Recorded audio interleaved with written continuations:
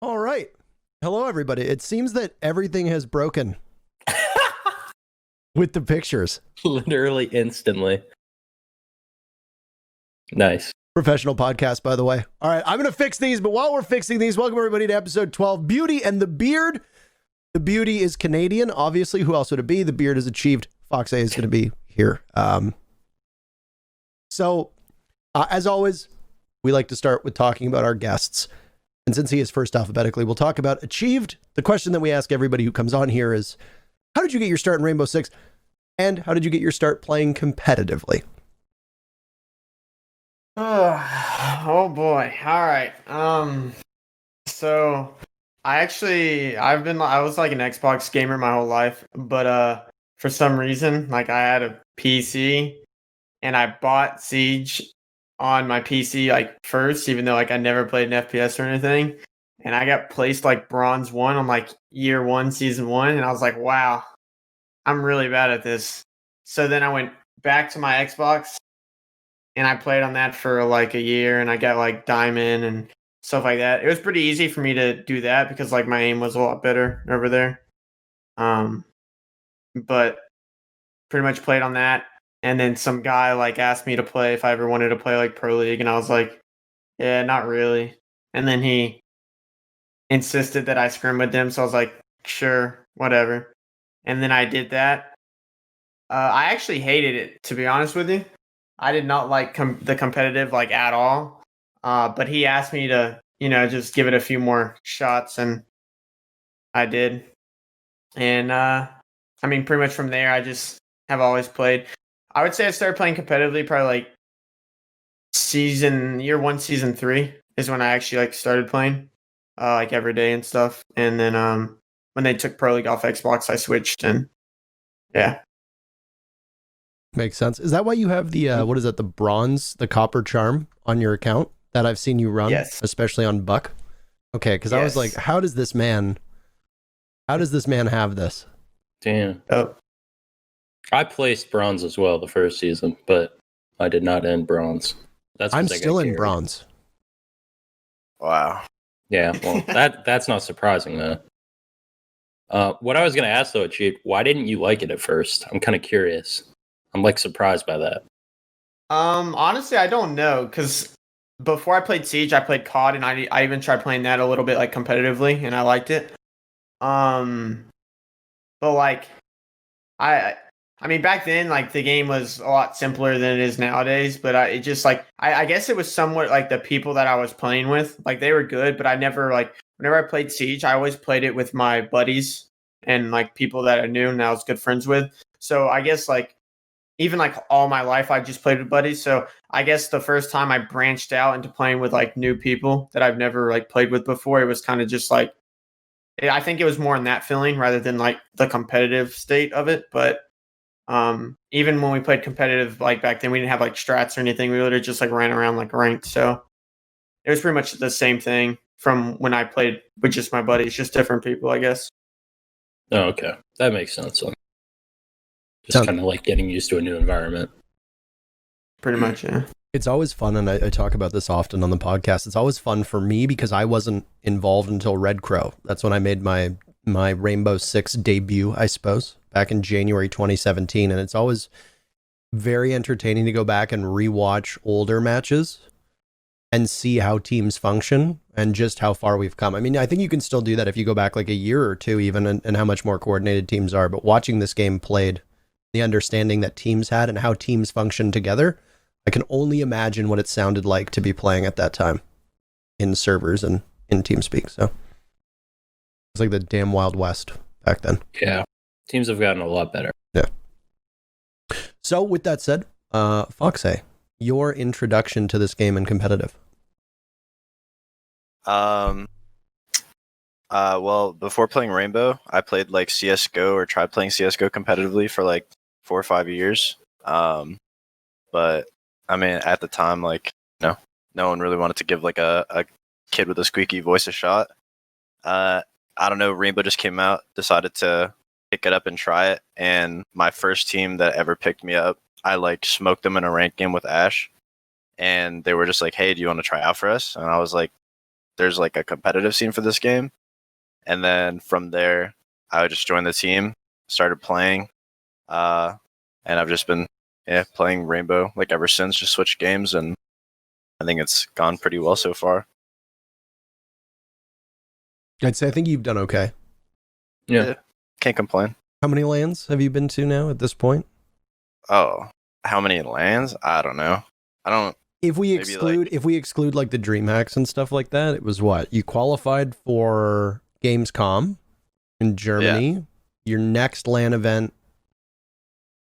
I mean, you casted SI 2018. In between that, I think I went to DreamHack with Beast Coast at one point. But I said not excluding DreamHack. I actually don't think we went to a single major besides Japan. And you went to SI 2019. Yeah, so I was gonna say the invitationals I went to. Okay. And then the only major that I went to was Japan, I think. Yeah. You were at SI 2019, 2020.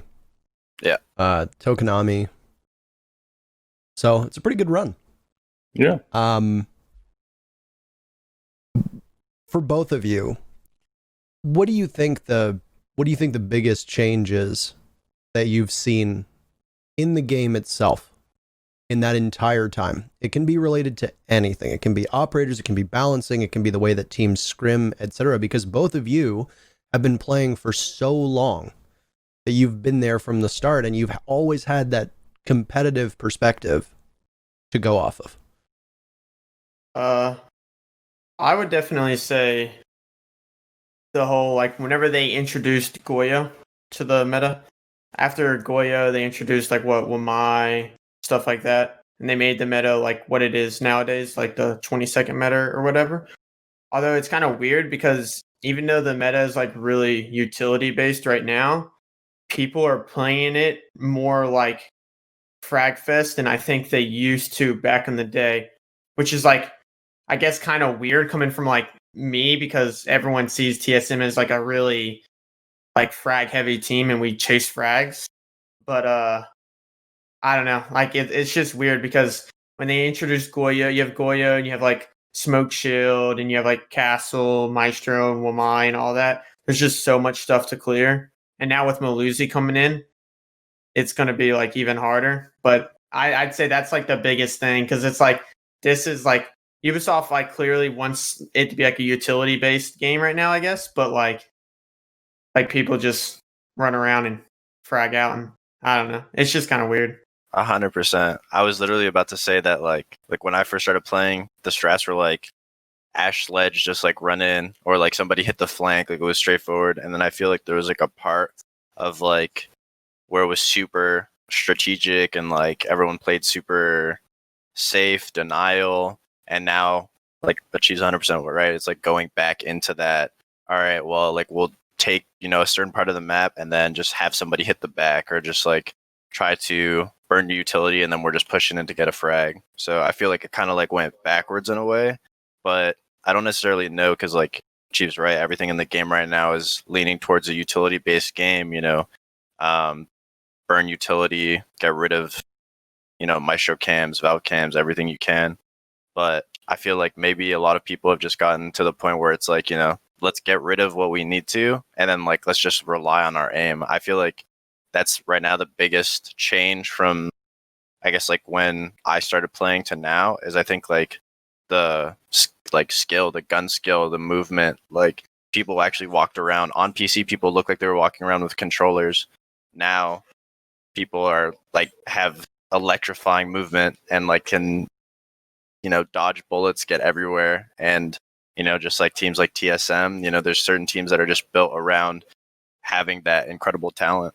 So I think that's probably one of the biggest changes for me. Dodging bullets? Like, was this the Matrix? Yeah. Hey, you'd be surprised. I heard dodging bullets. I'm like, what are they doing? I feel like the reason...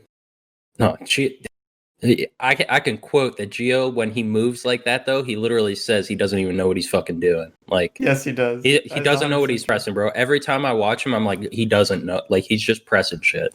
And It's it's like when so you used to true. play one of those fighter games as a kid, and you just press every button and just Yes, hope to like God that you're like the arcade, like You Mortal just button Kombat, mash. and you just fucking slam your fucking palm on all four buttons at the same time. It actually Until you find the one move that works the most, and then you just keep hitting that one after that. No, that actually reminded me. I have to tell this. I can't avoid it. So when I was on EG and Gotcha was our coach, when we moved to Seattle, he like temporarily came and like stayed. He stayed at Amar's apartment, and anyways at the time we were playing Mortal Kombat together. And Gotcha would he would take the PS4 controller and he would rest it on his thigh, and then he would take his palm and just smack all four buttons at the same time, just on top of it, just a button spit. Oh my. The worst. I would fucking lose it, bro. Losing to that is so rough because it's like you're not even getting out. No, I didn't even tell you the worst part about it. So he played this guy, and like when he would use his like, I forget what it's even called, like his X-ray or whatever, his guy would always say like the dragon consumes you or something. And every fucking time it happened, Gotcha would just go, the dragon consumes you. Oh my. He's a fucking character. Anyways, I had to include that. But what I was gonna say about the meta, I think because there's so much utility, and it's only getting worse now with Malusi, because there's so much utility, I feel like more often than not, because the defenders are also figuring out that like they play behind all this utility, and then they just like get aggressive for a second while you're throwing utility and catch a frag, and then as soon as you catch like one frag or one flash is missed, you can't clear the utility anymore. So like attackers are more used to being put in those situations where they can't clear everything, and because of that, they're just kind of forced to play for frags. So everyone's getting more and more used to it, and I think that's why it's kind of evolving that way. I don't think everyone's buying into it, but yeah. Yeah, I would definitely say that. I also feel like some people just get lazy too. You know, they see like 2 Maestros and 2 Shields and Jaegers and Wamai there, and they're just like, yeah, you know, it's all just like on like a cafe, like top floor and cocktail, how everyone stacks like the pixel shield with Wamais and Jaegers. Some people just get like lazy, and they're just like, yeah, let's just full 5-man run it through bar. And then, you know, I mean, that's fine though, but it's just kind of funny, I think. Yeah, I would agree with that. Yeah. It's Malusi is actually something that we're gonna get to up next after this topic, just because obviously Ace and Malusi are gonna have a massive impact on the meta that we're in right now. But before we get there, I do want to go back a little bit because I think both of you have some pretty interesting stories and achieved in particular. I mean, I didn't really know you all that well at the start. FoxA, I actually knew before I ever really casted this game in earnest. But I think yours achieved is really fascinating because you spent years down in Challenger League just grinding, and you were seeing teammates change, and some of your teammates would have a lot of success, and you were kind of always the bridesmaid, never the bride. And then finally, what was it, after 6 consecutive seasons down in Challenger League, something like that, you finally make it. Yeah, so whenever I first switched to PC, I teamed with a few like ex-Pro League players from Xbox and stuff. It didn't really go too far, but the first ever season of Challenger League, I actually qualified for Pro League with King Leo tripping in them. Well, actually, I was 1 game away from qualifying for Pro League. We were guaranteed. They had to play Omen for the last game. That was the old Ferocity roster that would then become Bittersweet and then Most Wanted and now Space Station. Yep. I was actually on that team originally, and basically before they had to play Omen, which would decide if they were in Pro League or not. I had like a fight with like Leo, and I ended up getting cut because of it. And then after that is when I spent another like 4 seasons in Challenger League with pretty much like Bio, Nifty. They were both Xbox Pros, and then like Helby and Remorse, and you know, we kind of swapped players a lot throughout that. But I was pretty much on the same team ever since. I've been on the same team to this day ever since I got kicked off of Leo's team. Although there was instances where I was like trying out for other teams. Ever since then, I've been on the same team, especially in Challenger League, and I've had people on my team like England.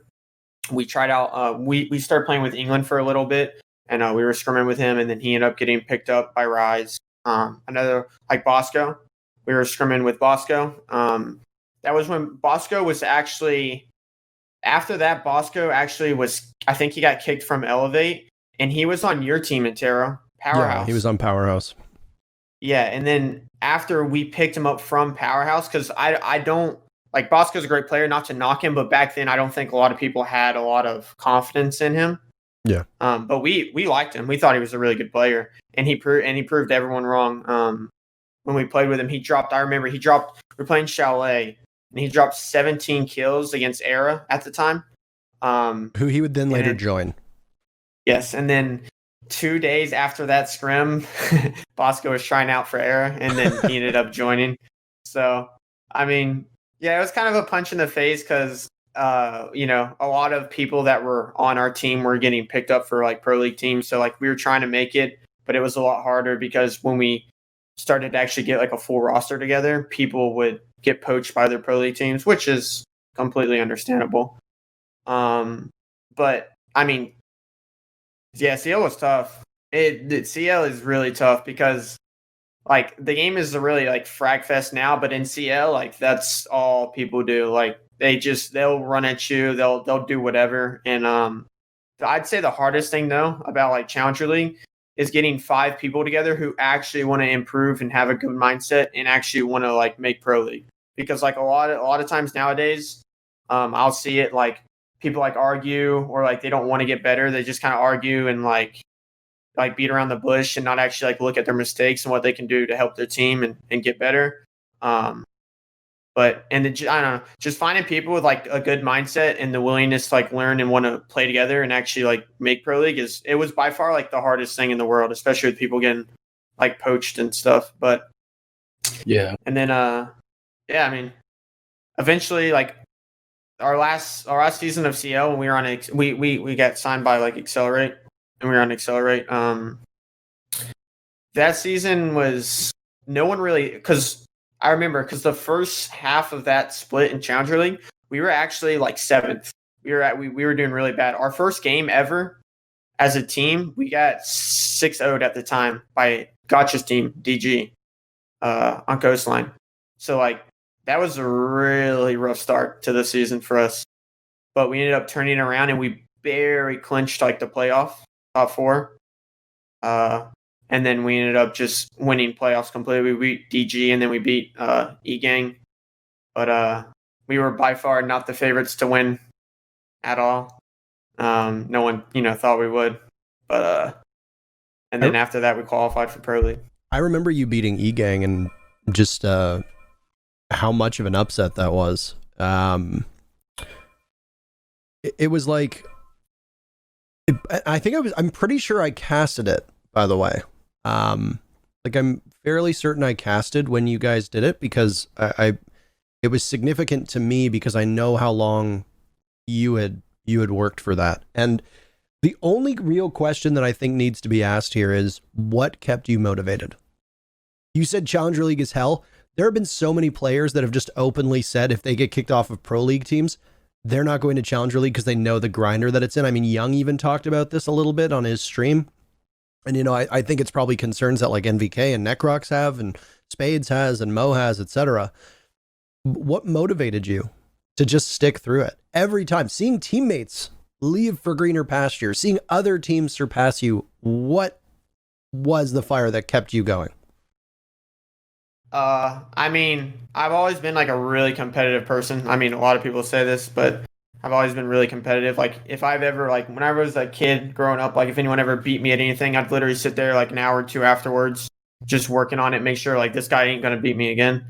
But like I don't know. I guess like I just have like a drive in me that like doesn't want to lose. So I mean that definitely helped me. But like me seeing like a lot of my teammates were going too. I mean, it was kind of like a Debbie Downer, but it also like motivated me because like I knew like if these guys are getting picked up from pro league teams, like I can do it too. I just got to put the work in and prove myself because a lot of the people who were getting picked up have already proven themselves before, which something that I haven't did, and I think that was the reason why I wouldn't get tryouts, which is completely understandable because I haven't proven myself in the top level at that point.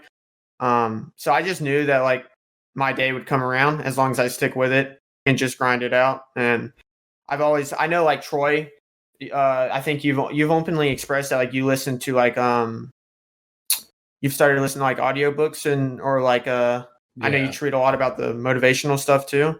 Those coach quotes, man. Yeah. I mean, I have watched back then, dude, I used to watch motivational videos and literally just sit there and play T-Hunt for 2 or 3 hours. So, I mean, yep.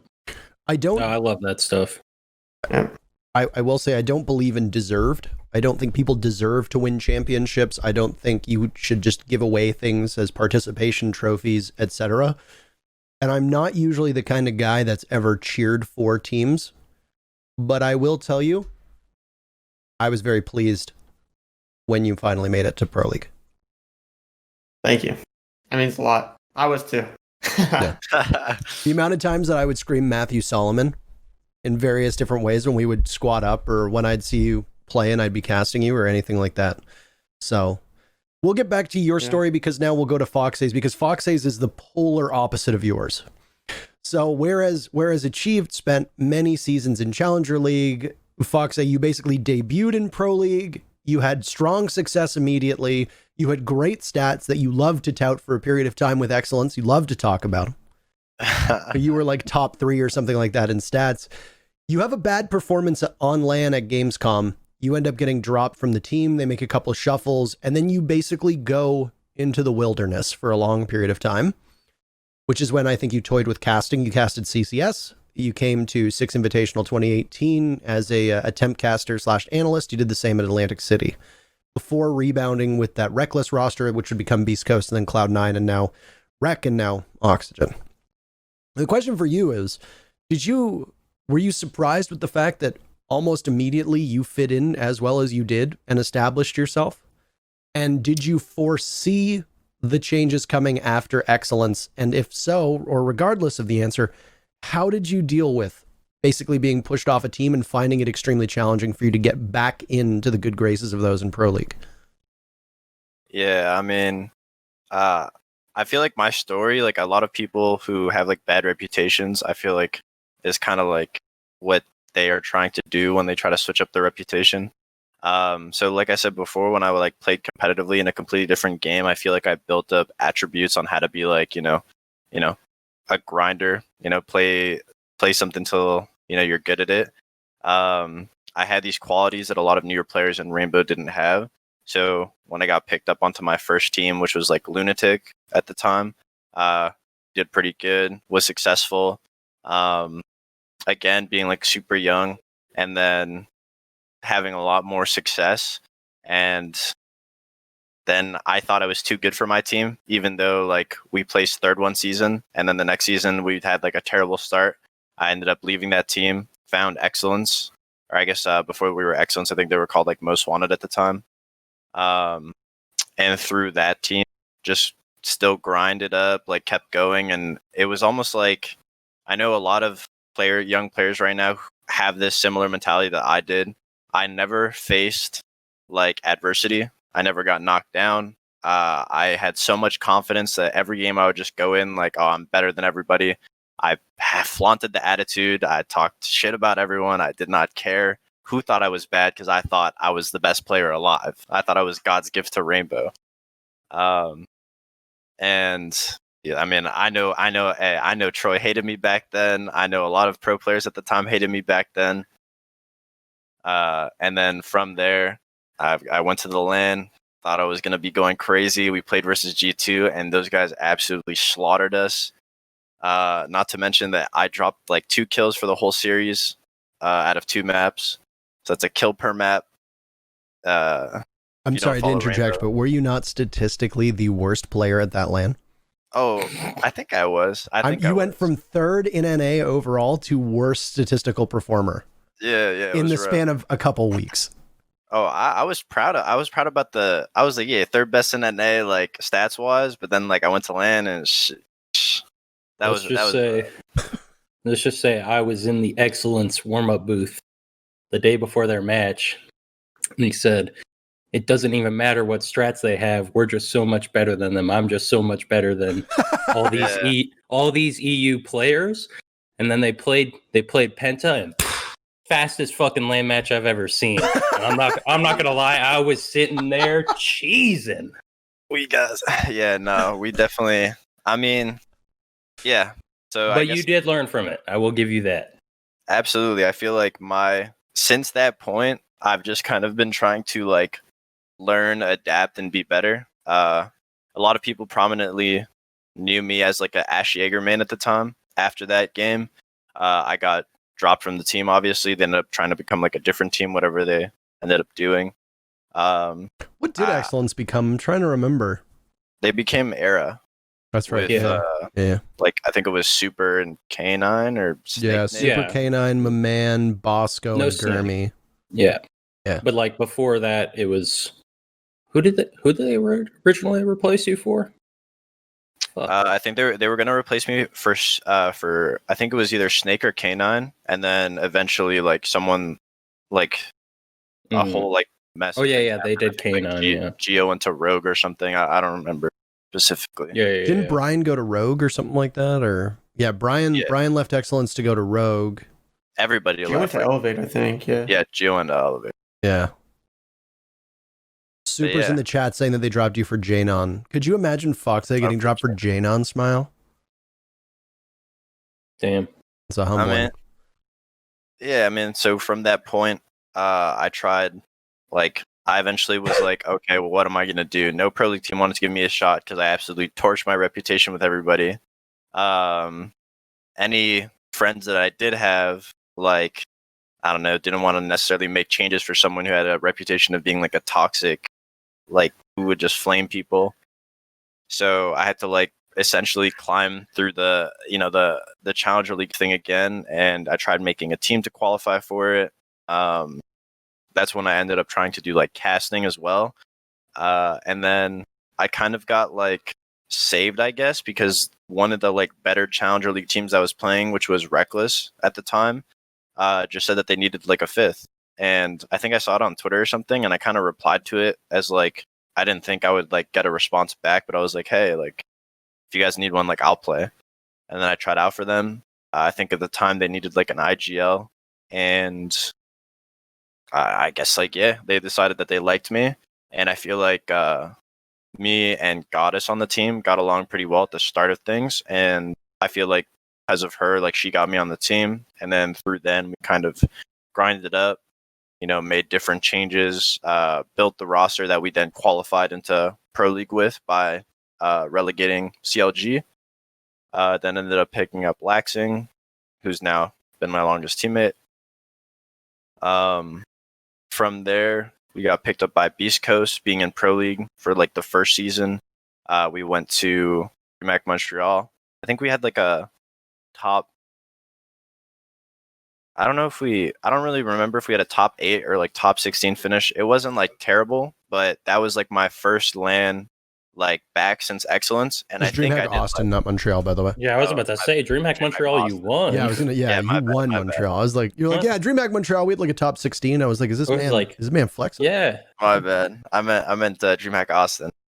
And then I think we played at as well, by the way, for Sinister. That's true. I think we played Sinister. We beat. I'm pretty sure we beat you guys.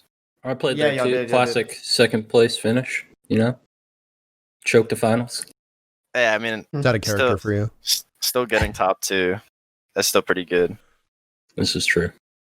But I mean, Fox has won a DreamHack. Canadian hasn't. So this is true. He's not wrong. He's won an invitational, and I haven't yet. So 2 invitationals. 2 invitationals. That's true. So yeah, it was pretty good from there. Then Beast Coast actually gave us kind of the opportunity of a lifetime, I guess. C9 kind of just like messaged us and was like, hey, you guys want to join our org? And Beast Coast, like Grant, the owner of Beast Coast, is actually so nice. Like, we had to talk with him, and he ended up passing us to C9.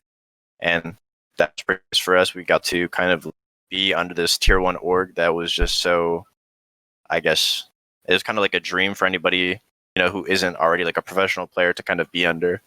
Got to live in a team house with all our teammates. Got a lot of opportunities that, I'm fortunate to have. On that roster of C9, we were kind of like a 6th place team. I don't know how we didn't get relegated that one season where we had like 2 forfeit wins or 2 forfeit losses. We should have gotten relegated. We didn't. Through there, we decided to kind of make a change. And I feel like that's when kind of my, like, the uphill redemption story of my like career started working, where it was like, now I'm like starting to finally, I guess, let everyone know that I'm not like a toxic like idiot as I was a year ago. I tried IGLing for a lot more of my teams. I tried adapting for a lot more of my teams. Not only did I play Ashen Jaeger, I started playing almost every operator that I could. A lot of people know me primarily as an entry or an aggressive player, but like on C9, like I played like, secondary hard breach. I would always try to like drone for my teammates. At the time, I was just trying to do whatever I could to just be a good teammate at the end of the day. And then from there, we ended up picking up Skies, which made the rec roster, which was, I think, probably one of my like favorite rosters that I've been on. From there, Skies kind of took the IGLing role from me, and I was put more on an aggressive entry role. And I think that's when like we had the most success, is when I was able to kind of go back to my roots of being that entry. And I had like, good leadership, good team behind me to just kind of back me up. And from there we've gotten to rec to OXG, and now we're kind of in a similar stage, trying to really build that. After Skies left, I was trying to take the IGL role again, and now like we realized like obviously it worked better when we had like a primarily main IGL calling the shots, and then I was just be able to focus on like the entering. So now we're trying to get back into the swing of things. So yeah. So the big thing for me that I think really could have been your undoing, and I think both of you experienced this, but to differing levels, is that Achieved could have very easily just given up, but instead he knuckled down and developed greater self-discipline and just kept grinding to the point where it eventually paid off. For you, when you were faced with the adversity, your adversity was caused solely by yourself, by, as you said, your attitude and in some parts your inflexibility or lack of flexibility on roles. You also put your nose to the grindstone, and you were able to assess what you needed to change, work on it, and fix it. And I knew you before I'd ever casted anything for ESL. I was a CCS caster at the time. If you remember, we used to squat up all the time with the Bittersweet guys. I remember. And you are extremely different now than you were then, in almost every single way. And, whether it's through leadership or whether it's through ability in game, you have grown an awful lot. And I mean, I think that's something that's probably a very common refrain with a lot of people in our community, because so many of you started playing this game back in 2015, 2016, 2017. Some of these players were like 16, 17, 18 years old. You're literally growing up. And with that comes maturity. With that, comes leadership. Sorry, I knocked over a glass. Nice dumbass. Didn't break though, so. And you have calling me a dumbass on the record, by the way. But for both of you, like I said, I think it's to be expected. And, now both of you are seen as leaders in our community. You're seen as leaders in your teams. And both of you could have very easily just given up. And there are lots of people who do that. But you didn't take your opportunities for granted, and I think you grew from it for both of you, and now you're here. And you're on 2 of the top teams in North America, 2 of the top teams that I think a lot of people could suggest in the world. You're both large streamers now as well, since both of you have been grinding out that stream life. So the last question before we cut the personal growth comment here, unless Troy has something, is, out of the last couple years, there's one thing that you've changed that you are probably most proud of. It could be in game, it could be about your own personality, it could be anything. What is it? And we'll start with Achieved. Man, that's tough. Because I've changed a bunch, to be honest with you. Is it the beard? Are you most proud of the beard? Honestly, probably, but I'd be proud of it. It's a nice beard, by the way. Thank you. No, but to be honest, I'd say the most like the thing that probably changed me the most is back in my like first season of CL and definitely probably even my second season of CL. I was definitely really hard-headed. I was how I was talking about how players are like nowadays in the sense of they don't want to grow as players, like they're kind of hard-headed. They think they're always right. Stuff like that. I was definitely like that, especially like my first season or two, and I know that's why I got kicked from my first team. So I'm definitely like proud because like I feel like a lot of people haven't been able to see like both sides of it. Like, but like I have, for example, because like I used to be that little kid who was like, because back then I was like 19, I think, or 19, and I was just really hard headed. I thought it was my way. Like I was right no matter what. Like you couldn't tell me anything. But being able to move on past that was, I think, definitely been able to help me get to like where I am nowadays.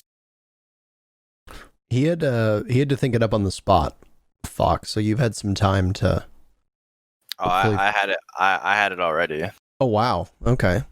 I was gonna say I think the biggest thing that I changed was, well, I mean, besides my attitude, I was gonna say like I feel like the level of communication, or like my communication's gotten a lot better, and like how much I talk, not only just in game, but like as a person. I feel like when I was younger, I would just talk to talk, which like I feel like a lot of like younger kids do. I still do that, by the way. Yeah. Well, I'm 30 years old.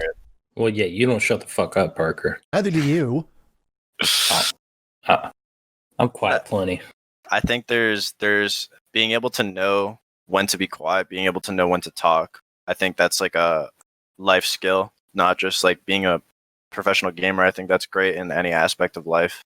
I mean, if you watch like, I guess like I want to say like you want to watch Pro 10s, you see like a lot of, players starting up, a lot of players in Challenger League, a lot of people just kind of like talk in chat, talk to, every little thing. They got to be known, like, oh, if I died, it has to be known that my teammate like baited me out. He wasn't on a drone. It has to be a reason for everything. You talking about iconic? I'm not talking about anybody specific. I'm just saying like if you die, there has to be something said. And I feel like being able to know when to like keep it in and just like shut up and just play the game. I think that's like one thing that I've gotten better at, especially like, when you scrim with a team or in Pro League, you're not going to be able to be like complaining all the time or talk about just random stuff. You just say what needs to be said and keep it going. And I think a lot of players that have that skill will eventually just kind of like adapt it. I think that's something that just comes with age, I guess. Yeah. Yeah, I think that's part of growing up. I never really thought about it like that. Like the first part of you changing like your attitude and stuff, I definitely noticed that, and like I had already immediately thought that about you, but like you mentioning that, like I would definitely agree with, because I remember like the first iteration of tens, like you were actually that annoying kid to me. You really were. I'm not gonna lie. Absolutely. But yeah, you've definitely changed that, and it's important, like not only just like for yourself, but and like the impression you can give others, but also just like as a teammate, right? Like you said, like you can't be complaining all the time as a teammate. Like it's not productive. Absolutely. I feel like too, like what you do. So for example, like everyone knows you, Troy, for like when you like woo in game and like you keep your team hyped. And I feel like there's like when people see you outside of game, like you're not constantly in their face, like fucking wooing, like, yes. So it's like everything has a time and a place. And I feel like, I don't know, if I listened to my comms back when I was like on C9, I was screaming after each round, each kill. And I feel like now it's like, a round doesn't matter because like a whole game can be changed no matter what. So it's like I don't necessarily like celebrate until like the game's like over. Yeah. I think that's personal maturity. I don't even know if that comes from, I don't even know if you can say that that's like a game thing. I feel like we all play enough games off stream. Doesn't matter what game it is. It can be Rainbow Six, it can be CSGO, it can be Valorant, it can be fucking Fortnite, anything. Everybody's had that teammate where they die And instead of giving info, they're just like, what the fuck, man? I did this. And then they just say 4 excuses for why they died. I've been that. And then I scream in the mic, where? Yeah.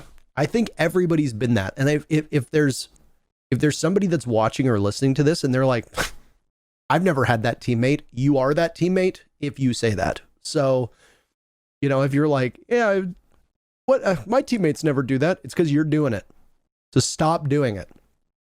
But I think that, like I said, I think both of you have grown a ton, and I think I think it's been fascinating to watch both of you, because I was obviously knew FoxA at a more personal level than I knew you achieved, but you were such a big figure, whether you want to admit it or not, in Challenger League for so long that I think a lot of people expected you to eventually make it, and I'm glad you did. So with that said, we'll close the chapter on your personal growth. I might come back to it intermittently, but let's turn our sights towards the NA Major, because we talked about it last week with Get Flanked, but obviously Get Flanked brings a specific perspective regarding Dark Zero and through content creation.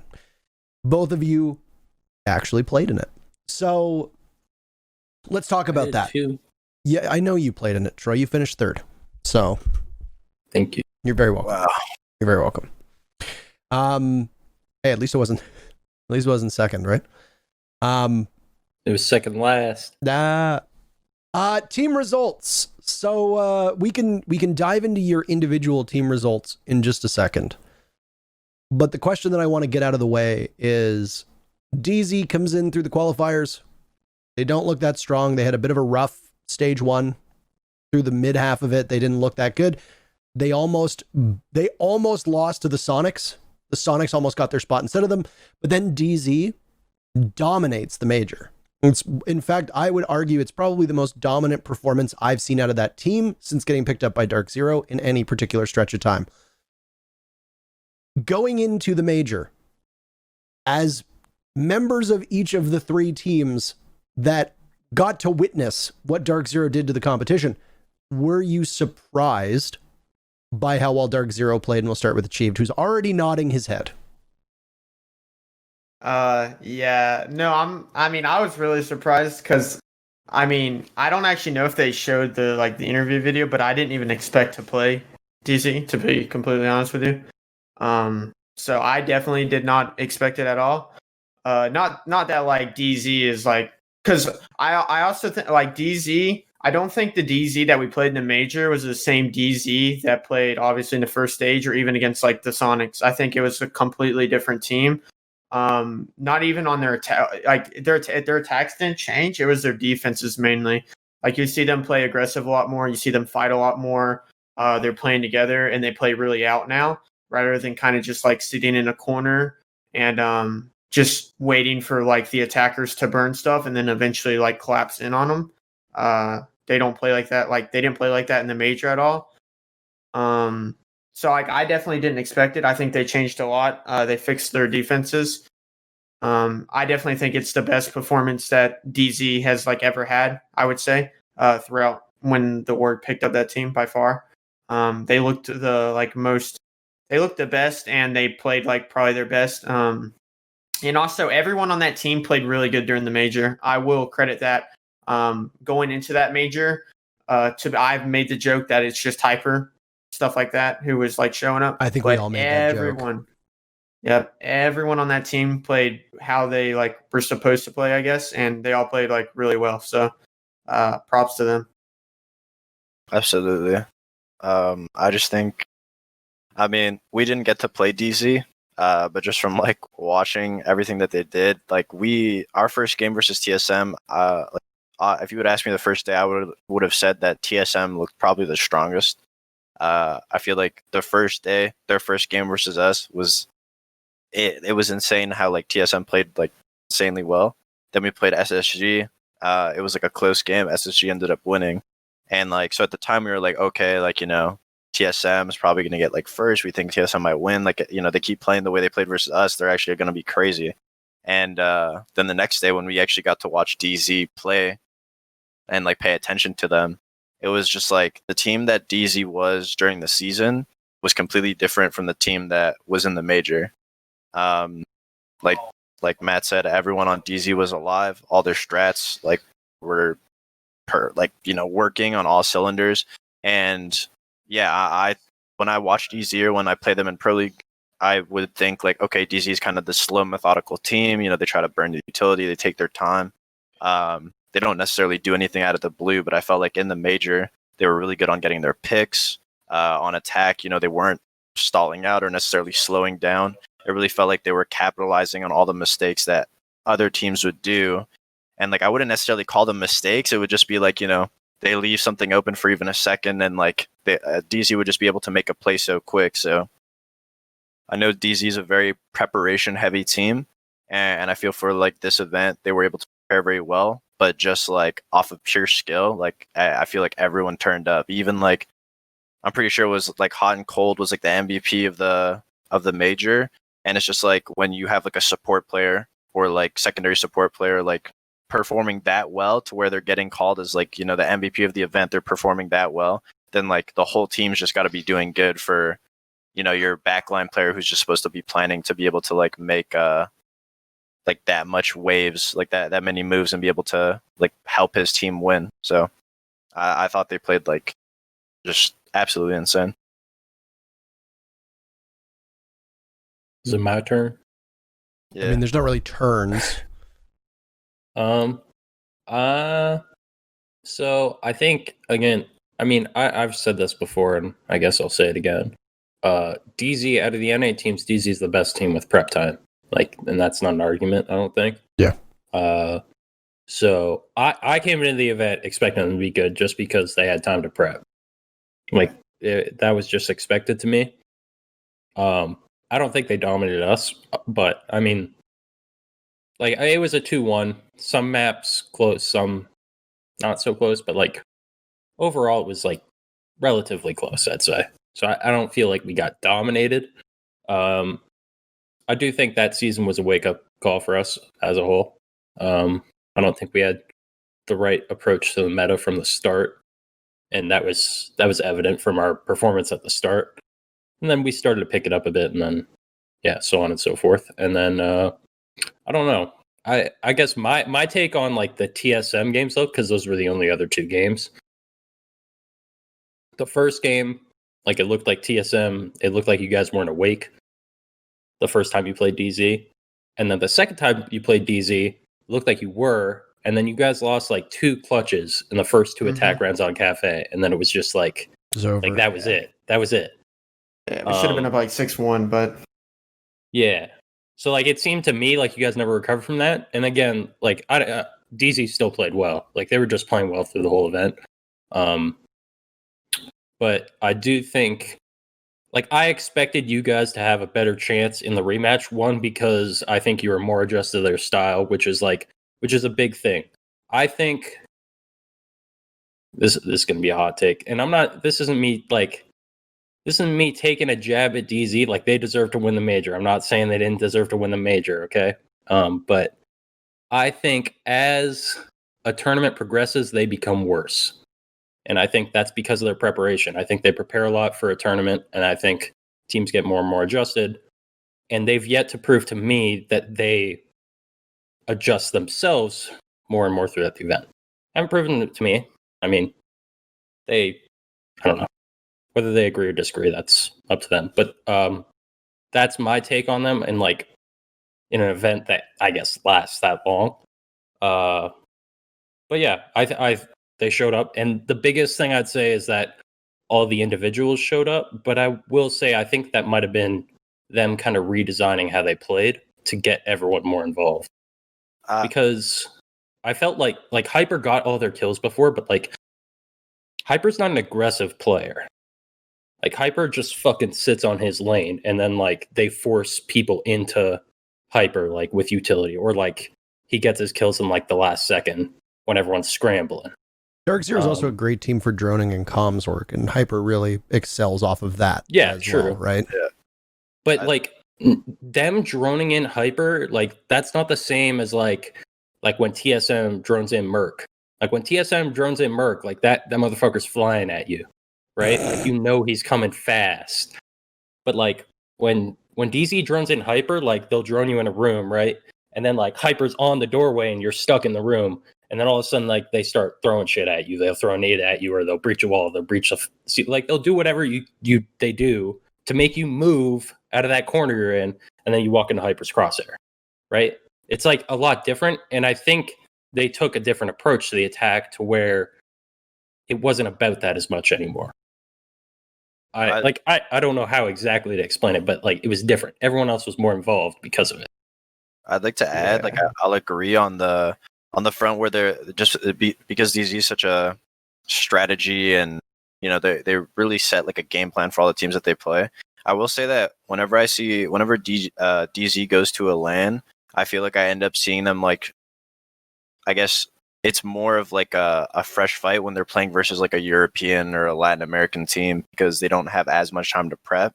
And I feel like this major did favor them because it was all the North American teams that they know very well. They had a lot of time to prepare for. And I mean, in this major, there wasn't as many nerves as like a normal major because, you know, there's, I guess, I don't want to say less on the line. It was still a major, but you know, you're at home. It doesn't necessarily feel like that LAN environment. But I will. Most teams in every region were saying that it doesn't feel the same. Like the stakes aren't as high. With all that being said, it definitely seems like it favors DZ in a lot of ways. But I will give them the credit for that. They played completely different from how I've seen them play before. And I would have liked to have seen, or I hope to see, that the DZ that was at this major play at like an actual LAN.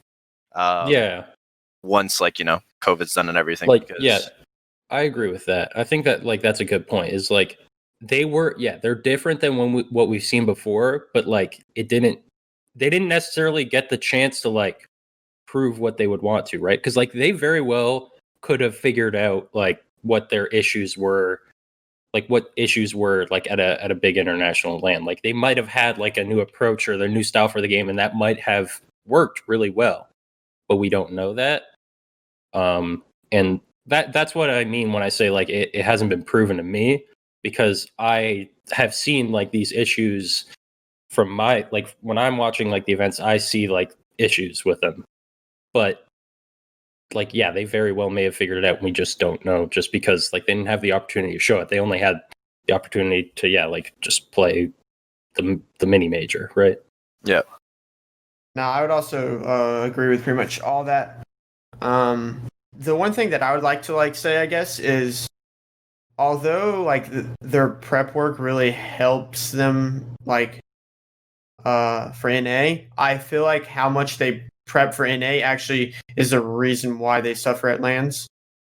Because, you know, if you give them a day to prep for a match, like they'll probably come up with some stuff, but they can't redo like completely like a lot of stuff like they would have to do at an actual LAN.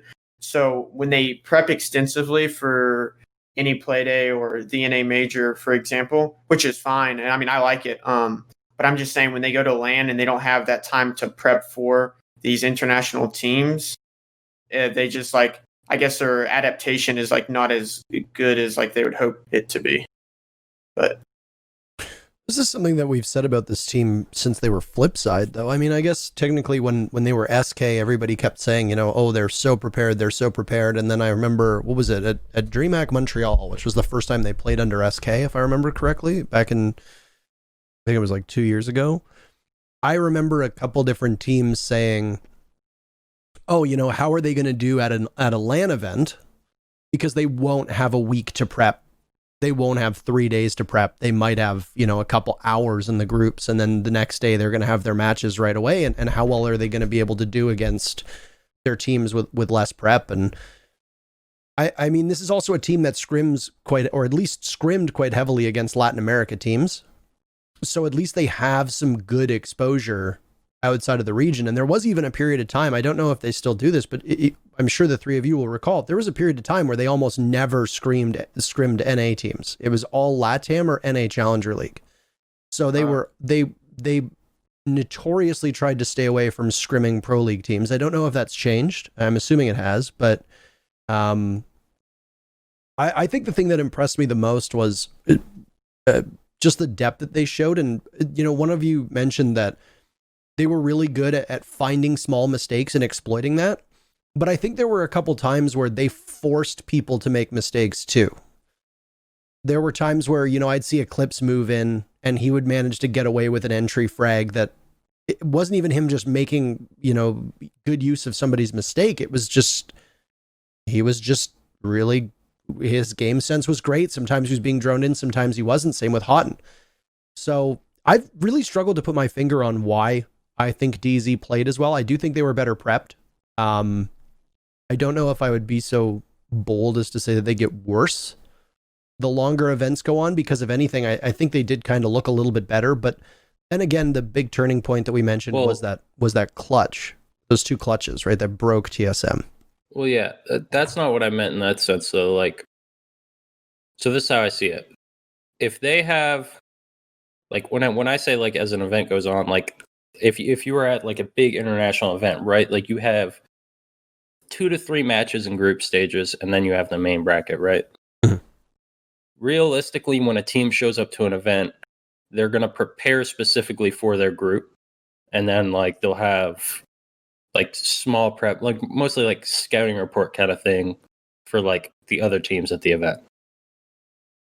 And the way I see it is that with DZ's, like DZ, like they come in with like fresh looks on a lot of maps and a lot of sites and like a different style. And I think that was the biggest thing for the NA major, is that they came in with a different style. And I think that end of the day, that makes them a more consistent team. But what I'm getting at is that when they have these looks that catch you off guard, it's like kind of like throwing you into a maze, right? Like you just get fucking thrown into it, and it's like, all right, good luck, get the fuck out, right? But then after the group stage, it's like everyone that's getting thrown into this maze, they've all seen it from the top. They all know how to get out of that shit. You know what I'm saying? So I think it's a lot different in that sense. This, by the way. Yeah. So you see where I'm getting at, but that makes sense. Once you get once you get a look at it, you can understand it a lot better. And I think that changes things up. And then also, when you're playing international teams, you're also dealing with different stuff for you. When you're playing domestic teams, like it's the same old thing. To a certain degree, they caught everyone off guard though, and I think that's always been their edge over like the other NA teams, is that they can be unpredictable with the right amount of time. But it's only with the right amount of time, and that's why I don't think they transition as well like after the group stage at a LAN event, because it's not enough time to reinvent the wheel. After the group stage, they can't come in to the playoffs, and then all of a sudden everyone's like, oh shit, what the fuck, like it's a whole new DZ again. Not to say that they can't do that, because they can, but they have to prove that to me at least. So yeah. No, I agree with that completely. I would like to just go back based off of what Parker said. This might be a hot take, but like I personally don't think that DZ roster was ever good until they got this roster that the players that they have now. Like, I mean, I think a lot of their strategy is what like helped them win, like the preparation for NA events, and that's what like helped them get to events, because they would just be so good versus NA. But I don't think their team has ever necessarily been strong, at least like individually strong, until they've gotten this roster of like Skies and Eclipse to be able to like entry in with Hyper, be able to play around them. Yeah. And I feel like maybe like their struggle was necessarily keeping the same format and the same way that they play their old rosters, but with Skies and Eclipse. But I feel like on that roster, they just have like so much more potential of what they can do with those players, that I feel like now they're starting to mess around with different types of ideas and kind of like go away from this wheel that like Troy said that they've made, and get away from this script. Because when you have players that can like all capitalize off of each other, like Skies, like Tyler, and like a Hyper on the entry, and then you have Mint, who's like, I mean, I've never heard of MyGL, but like everyone from DZ like says that guy's like the brain from God, and like him and BC are just always cooking up in the shop. So like if those guys are able to have these flexible players that they can mold around a strat, maybe that's why now that they're finally finding this groove, they're able to kind of take that into like more international events and be a lot more consistent in NA. But yeah, that's just my opinion, because I don't know. I thought it's like weird comparing this team now to previous renditions, because I feel like I said, like I look at other renditions of the team and it just looks like they have to run a script because of the players that they have on the team. And if they do anything else, they'll just get slapped because those players can't compete. But now they have players that can actually compete, and their backline's thriving. You know, Mint and Houghton are going crazy, and now they physically have the entries to make these plays, to be able to put like the strats into play and get those people into those positions. Yeah. And I even want to touch up on the thing that like Troy mentioned, to be honest with you, because it's something that Gio actually brought to me after our first loss against them in the season. Because if you look at our first loss to them when we played them at the beginning of the season, they were on Villa. They were throwing Cades in spots that no one we have ever seen, and that just goes back to them just using something that we have never seen before. I mean, we were able to like work around it because we like still like won quite a few of those rounds. But even Gio told me, he said DZ is the worst team to play like early on in any season or any LAN event, because they're always going to have something that they have like cooked up and that they're going to be able to show. For instance, even whenever they played SSG after they beat us in the major, I mean, I guess everyone kind of expected it, but you kind of seen them running like Blitz and Montaigne a lot, especially on like Cafe, right? And but when they played us, like we knew it was coming, and like we dealt with it like fine. Like I think we went 4-2 on our defenses on Cafe, and I'd say we dealt with it pretty good. So it's just like they always have that factor of like just showing something that like not a lot of people have seen before, whether it's a Cade in a sneaky spot or like just running like Ying or, you know, just Montaigne and stuff like that. It's like a maze. It's Okay, like, man. you get thrown into the maze and you don't know how to get out, but It was good. You get to see was the good. maze It from made above. sense. Yeah. And then you're Yeah. No, were those Cades good again after that? Because I'm pretty sure we played them on Villa next. And Yep. Nah, you know exactly how to get rid of them now. But yeah, I mean, but then they smoked us on the major. There you go. I'll step back. I do want to say that, I mean, I'm not going to go so far. I'm not going to get as hot as FoxA did, because genetically also just not possible. But I'm not going to go for as hot of a take as FoxA did regarding DZ never being good. I will say that this I is. didn't say that. I think they weren't you said, as good as everyone. I don't think they were. I don't think they were good. They were definitely not as good as their team is now. Their team now, fair, I think, is a good team. Okay, they have new strengths. They have more strengths now. Yes, I when you're will say bringing up this. SK, like, come on, like, I don't even count them the same team. They're a completely different team. I mean, the thing that I will say is that back on the older DZ rosters, SK rosters, F3 rosters, there was always somebody on the team that I could pick up and be like, this is first drop. I don't know who's first drop on this team now. And that's usually a good sign of a strong team. And I mean, I'll agree in the sense that I think this is the strongest we've seen Dark Zero. I don't think they have many weaknesses. I think that they did before the major, but if the major is any indication, then they've managed to fix a lot of them and things seem to be coming together well. Obviously, this remains to be seen because we're going to have a big meta shift with Ace and Malusi coming in. And we're about to head into stage 2 and see if they can keep up that momentum. Before we focus, by the way, on stage 2, I want to talk about both of your team's performances somewhat quickly. And basically, I'll start with FoxA. What happened? You went from being the first team to qualify for any major period to losing your fight for first, losing your fight for second, falling to third, and then getting eliminated first team in the major. What happened to cause this slide over the last month prior to, you qualifying for the major? Yeah, we know. We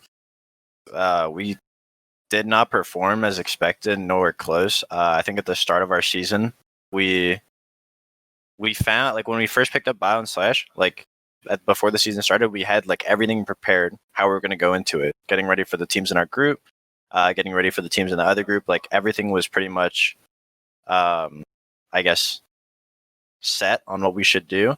We played our teams. Excuse me. We played the teams. Got out of our bracket. We beat SSG. By the way, when we beat SSG, no one cared. Everyone was like, wow, SSG probably just like had a bad day. No one said that we were good. Anyway, beat SSG, then we beat TSM. And then we were like, okay, well, like, what we're doing is working. And for some reason, we kind of like switched everything after that. We were like, oh, like this worked, but it won't work again. So like we switched like what we're gonna do to play these teams again a second time.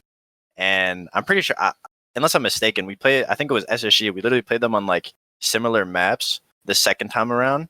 And like for some reason, like we changed a good amount or a little bit of stuff of how we played. We changed like roles, and we lost. Like it was just like rough. And then I think we played different maps because when we beat you guys, we won on Villa and Coast, and then when we lost on Consulate and I forget the other one, Oregon.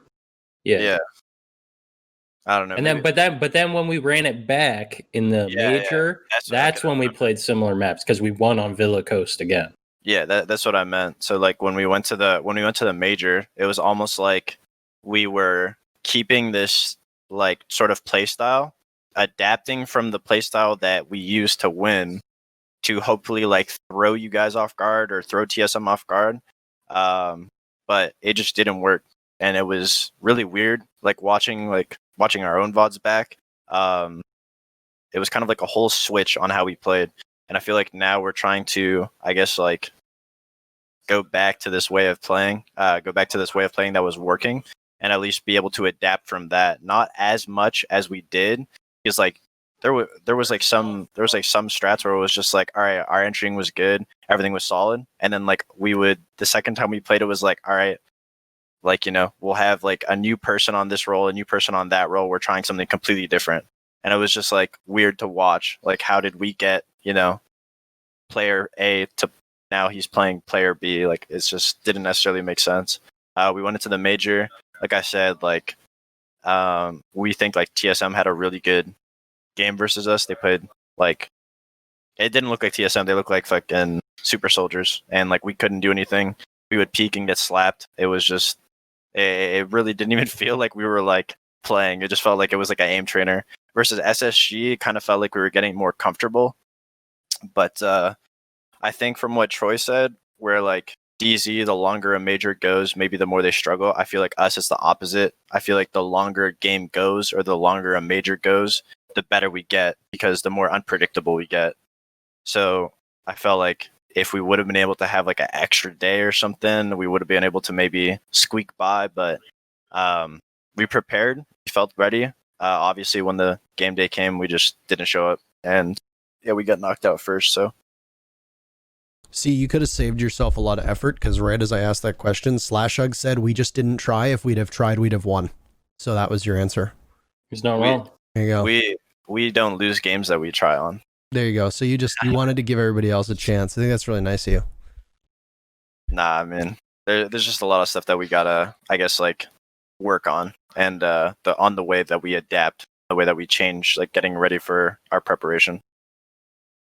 So what's your biggest focus now? Knowing that the meta is going to change, knowing that there are some teams that have made roster moves, which by the way we'll discuss later on. But what's the biggest focus for you now to make sure that you are staying in the top 4 for stage 2? I think, I mean, personally, the way that we're playing right now is probably my favorite way that we've been able to play. I feel like it feels a lot more comfortable, a lot more fluid. I think with the new operators coming out, I think it's kind of changing the dynamic of how you play completely. And I feel like the kits and everything and the way you're supposed to play, I feel like right now it is benefiting us in a way. Although staying in the top 4, I mean, that's going to be, I mean, I feel like any team in the top 4 can pop off. And any team, honestly, I mean, there's like, I feel like Sonics and I want to say like maybe like DG, maybe the new like Tempo roster. I feel like a lot of the teams in the lower can also have like a blowout season where they just like, or a blow up season, my bad, where they just like spark up and they end up getting top 4. But I mean, I don't know. I think we've got a lot of stuff to get ready for, and I think a lot of teams have a lot of stuff to get ready for. And if teams try to stay static and not change to this new meta that we're kind of fumbling into, I think it's going to be pretty rough for those teams. So for you, Achieved, you come in as one of the odds-on favorites. I think if everybody were asked to put down on their scorecard who do you think the finals for the NA Major will be, I think probably you versus SSG would have been by far and away the lead. And I mean, I made a very scientific, using only the best methods possible, Twitter poll asking at the start, who do you think is going to win the whole major? And I mean, you won. And that's certainly... You'll always win that. And that certainly has nothing to do with you just being popular. It certainly has nothing to do with Bolo or TSM being a big org. Obviously, like I said, this is the most scientific method that exists on the planet. People like Bolo? I've heard a couple things about him. I thought everyone hated him. Dude, some people have requested him on here, so... I thought everyone hated that guy. You have some That's an asshole. Okay. You have some weird hiccups where, as Troy said, you looked kind of asleep. Then it comes to the finals, and DZ takes map 1. It puts them up 2-0. But you look like you've come alive on Cafe until. Yeah. Everybody speculated, including the casters, that was the turning point, and basically after those 2 clutches, the team just collapsed. Would you say that's accurate? I've been there, Achieved. I definitely think that played a factor in like the turning point, I guess you could say. But we all know that Cafe is a defender-sided map. I definitely think that we played good those 2 rounds. And I definitely think we should have won those 2 rounds and we should have been up 6-2 or whatever. But after those 2 rounds, it was because like those 2 rounds meant a lot. It went from either being at 6-2 or 4-4, and then they're on defense, so like those are 2 rounds that we should have won. Yet now they're on a defender-sided map already, and then those are just more rounds they're going to be able to get on the board.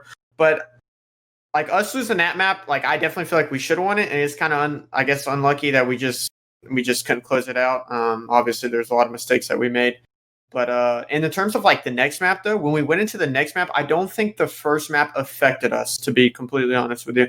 I don't want to put the blame of like our wrongings on Cafe onto the reason why we lost on Oregon, because they left Oregon up, and even the first time we played them, they left it up. They wanted to, I think, even though like I think before going into that matchup, we were probably considered the best Oregon team in NA. I don't know if other people would agree with that. You hadn't lost Oregon in ages. Yeah. And we beat already all the top teams on it. Like we beat DZ, we beat OXG on it. So didn't beat us. You guys were too scared to play. No. Well, we didn't get to play SSG. But I mean, yeah, so they left it up, so we figured they'd had something on it. And they just completely like counter-stratted it. Like if you go and look at their setups, like I mean, I'd say we played bad. I'd say the calling on my end is what was really bad, because just the stuff that I was calling was really bad. We weren't able to adapt and do stuff like that. I definitely know what to do next time we play something like that, but they played really out. Like they played heavy info denial. They played like Vigil, Mozzie, Mute, and they just completely spread out on like every side of the map.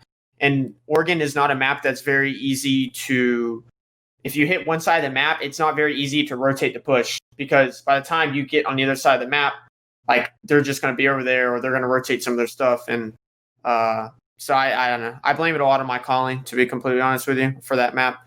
But they just completely like counter-stratted it. Like they were everywhere. That they had like a bunch of stuff that like repelling into T3, like they had holes and meeting for a guy meeting to hold that. Even if we rotated, they were really set up on that map. So they just counter-stratted us on that map, I think. Is that, I mean, your calling sure might be part of it, but if they were able to counter-strat you so well, and you hadn't lost Oregon since its rework, does that not fall on the prep of TSM versus the calling? Because shouldn't you have been bringing things at that point that even if your calling is lackluster, they are not prepared for?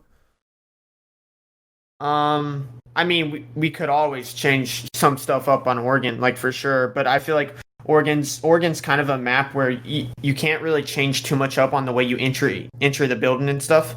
You usually take the same pathing. I mean, sure, you can change it up like here and there, but like, I don't know, there's not like too much. You can't get like super creative, I feel like, with it. And the way that they played it, they just completely like info denied like every side of the map. So I don't really think it would go to like prep, because like I definitely think like we could have changed some stuff like going into the match, I guess. But like at that point, like we never like, I don't know, because the first time we played them in the major, when we played them on cons, we knew that they like their roams now. They like to roam really heavy and play really far out with info ops. So we kind of expected going into Cafe and Oregon that it would be the same. But like, I guess we didn't expect it to that extent, because we've never played against a team that's played like that on Oregon, to be completely honest. Like no team we've ever played in a scrim has played like that, because it wasn't like they were just playing the info denial, because they were playing that really well, but they weren't giving anything up, and they were helping each other like really like tremendously. So usually time when we play and someone does like a roam strat, they'll play it for a few drones and give it up and stuff, but like they didn't. So yeah.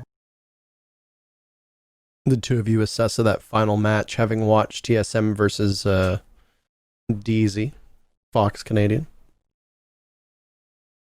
I mean, I think Achieve summed it up pretty well.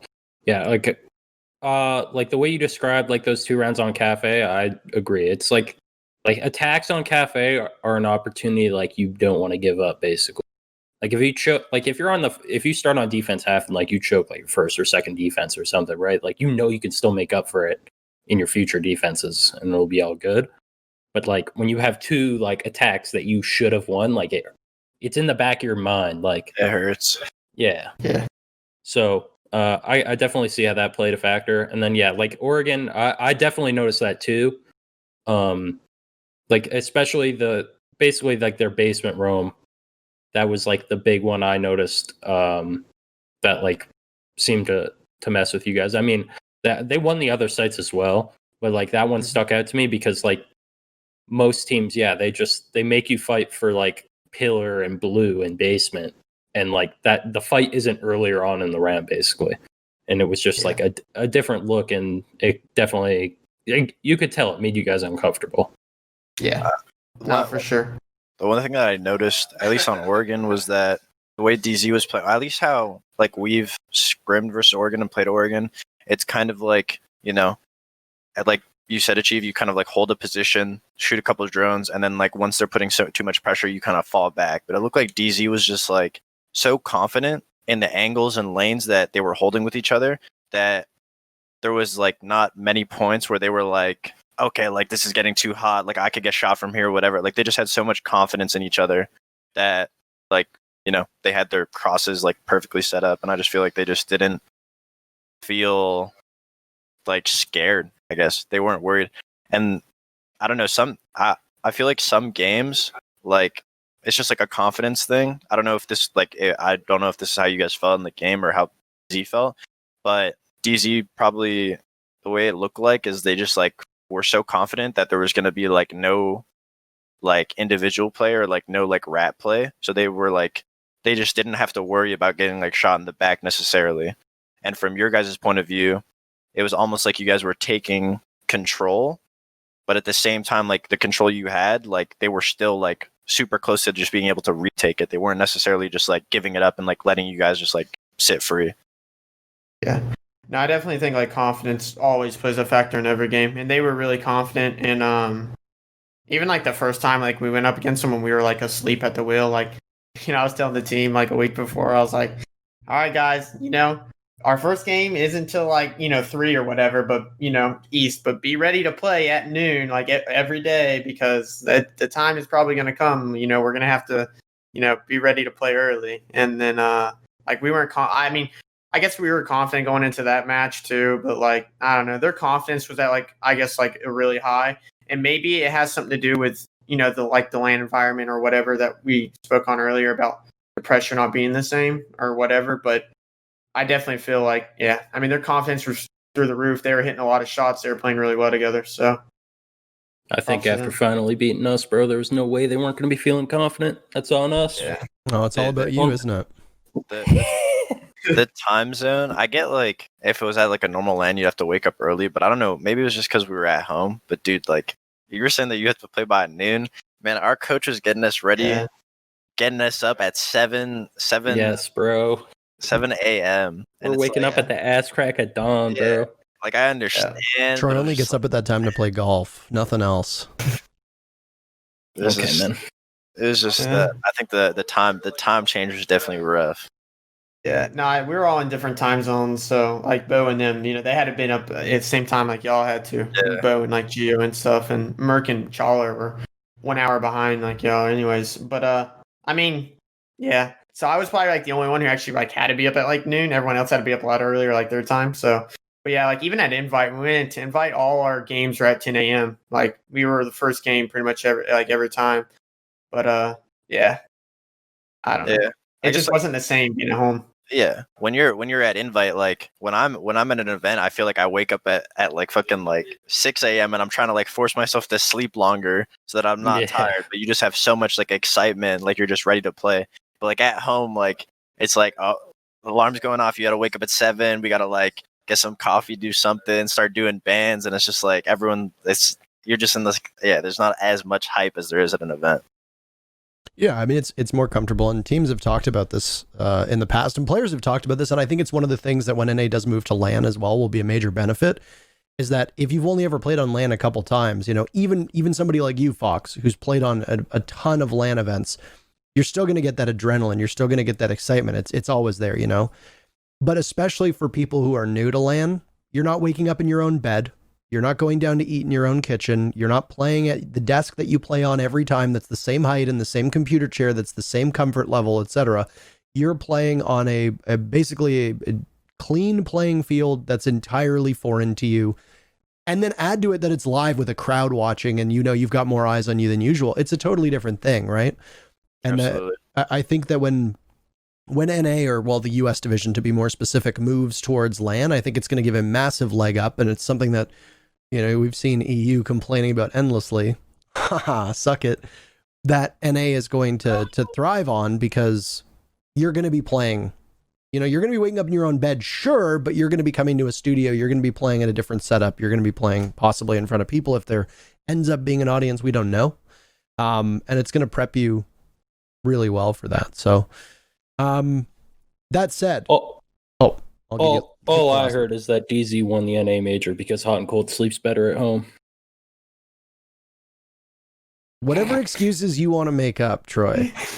Whatever excuses you want to make up. I gotta make them fucking sick of me again, bro. That's all. As if they're not already there. You gotta put like the end game screen of like DZ winning the major, like put that as your computer background, and then like tweet that's your background. It's like motivation for this next season. I mean, it might have motivated him, but he still finished second. So, wait, what? Oh, wait, what? That because you did that with the Penta one, right? You put up the picture of Penta winning, and you said, "This is my motivation." Yeah, and then you still finished second. I won the invitational. Years later. Yeah.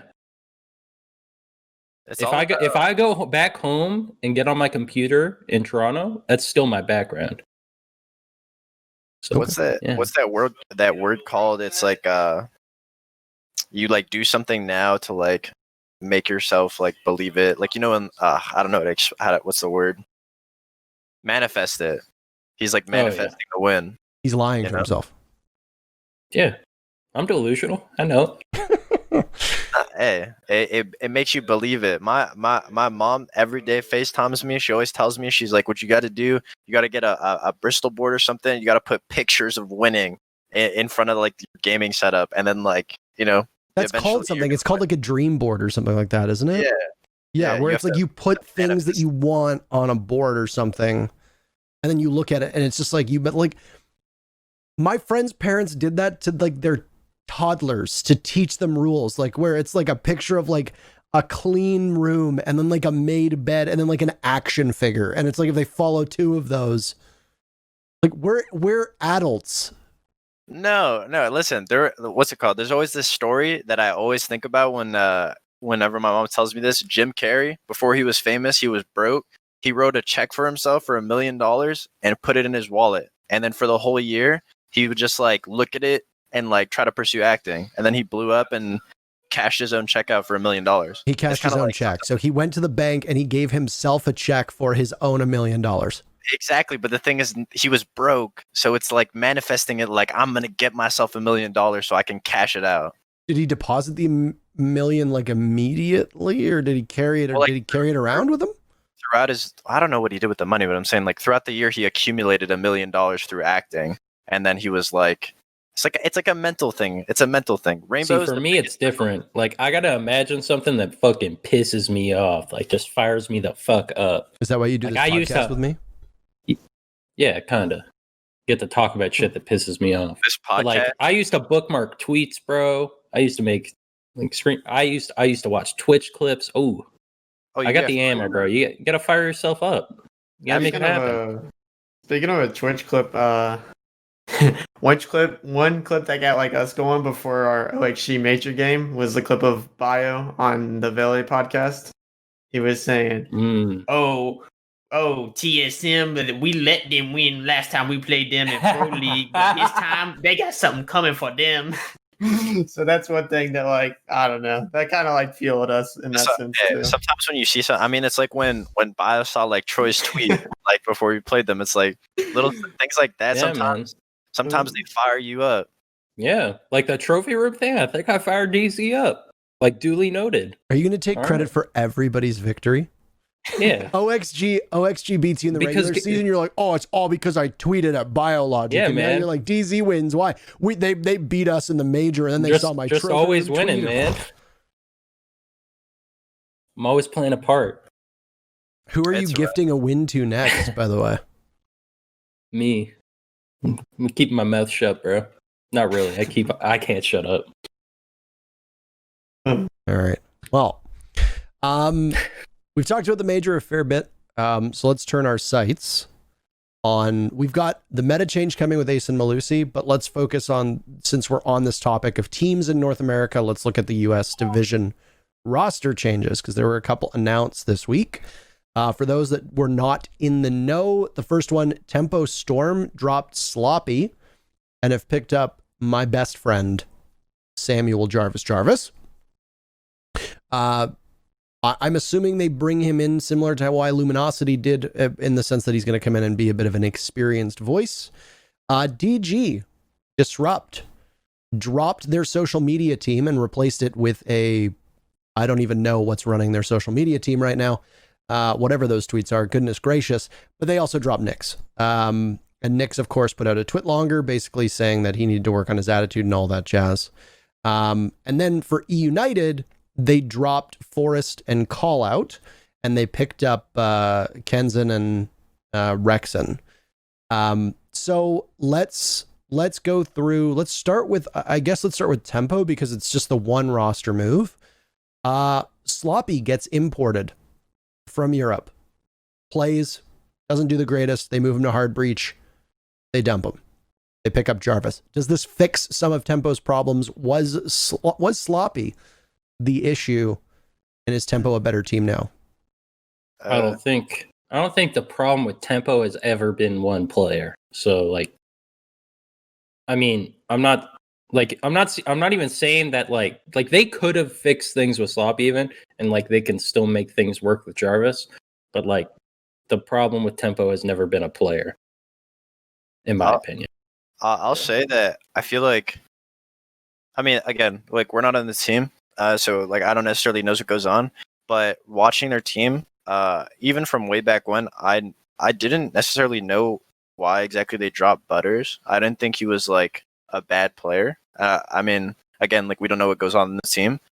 Obviously picking up Sloppy, I don't feel like Sloppy was like terrible, but at the same time, it's like he wasn't bad, but it was just like Troy's right. It wasn't necessarily just one player. I feel like they're trying to find a way to play, and like with picking up Jarvis, I think Jarvis is probably going to bring a lot more structure to the team. I don't necessarily know who is IGLing throughout the season. I think maybe it was Crazy or something, but if they bring Jarvis in, he's able to give kind of his input. I feel like Jarvis is really good at giving structure to teams. He joins them, gives that structure, builds like the good fundamentals, and then I mean, eventually he gets replaced for like some like young gunner once the team is like starting to do good. And like that's just like unfortunate how it is. That's but been the Jarvis. That's the Jarvis special for the last 2 years. Jarvis is the training wheels of Siege. He's the fixer. They bring him in, he fixes, then they get rid of him. Just throw him on. Hopefully he's able to stay on this roster, because like I feel like every roster he's been on, he does his part really well, and he brings a lot of fundamentals to a team that like teams don't necessarily like. You don't necessarily notice. Like all I'm gonna say is when like no matter what team Jarvis is on, I know for a fact he's teaching them the drone spawn peaks. They're getting shot off rip. That's like a huge amount of intel down. Like there's so many things that Jarvis brings like that to a team that just those little things make it better to play on. And I mean, hey, let's just say like Jarvis has been eaten up recently. Every time like we scrim that guy's going fucking full throttle, just going crazy. So like I've always thought he was like a pro league level player. So I feel like this is like the perfect roster. Like if he can build this team, like give them the structure that they need on tempo, then like Jarvis can just do it all. Yeah, then they gotta thank him and they can't fucking drop him, bro. Like, yeah, you know what I mean? They gotta be grateful. No comment. Other teams weren't being grateful. Maybe TSM. Yeah, Chief. So anyway, you dropped Jarvis. So you want to? I actually completely forgot about that, bro. I actually completely. You guys are forgot talking. about that. You guys are talking. Matt's just looking down, like. Yep. After we won an event too. Hey, thanks for DreamHack Montreal. Get out of here. Yeah. No, the one thing that I do want to say about tempo is I don't think at all like Troy said, it's not just one player. Them dropping someone and picking someone up might help them at the end of the day. But I don't know if it fixes like core mistakes is like my big like philosophy. Like dropping a player, like sure it might help you in like a short term, but is it going to help you long term? Like, are you going to be able to fix your core mistakes and stuff like that? I think that the main thing there, because I did think Butters was a really good player, and I also thought Sloppy was a good player. I think the main thing there is their roles. They constantly change their roles, and they haven't like had anything set in stone for like a long time, like at all. I think the most they've had like something set was for like 3 months, maybe at most like 6. But I think for the most part, like a lot of them constantly switch roles. Like we've seen like creators on entry. We've seen them move Crazy from Sledge. Crazy's played the soft breach. We've seen him play hard breach.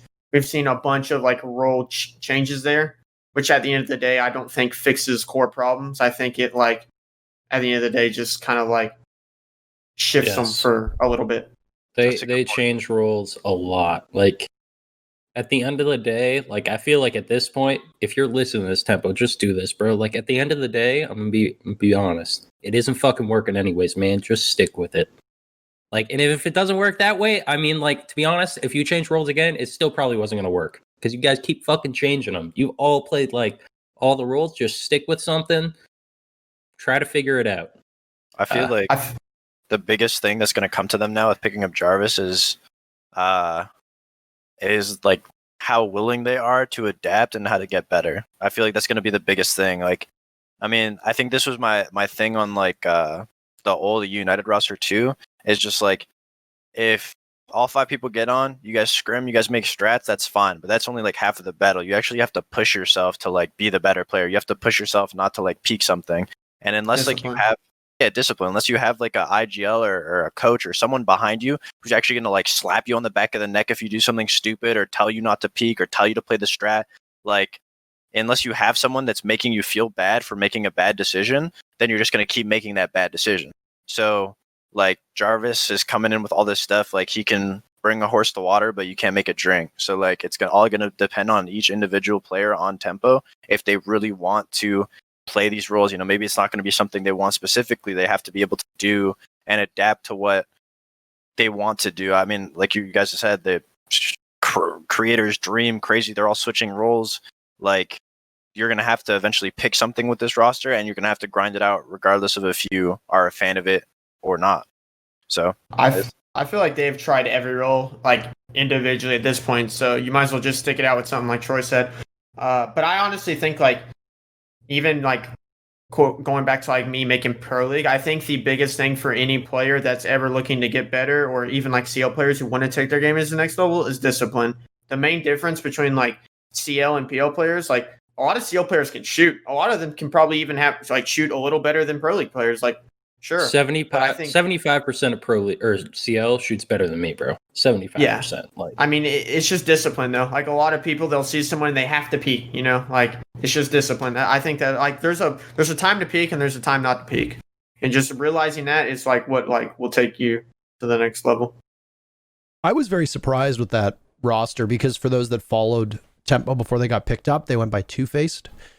They didn't make a single change after making it out of Challenger League.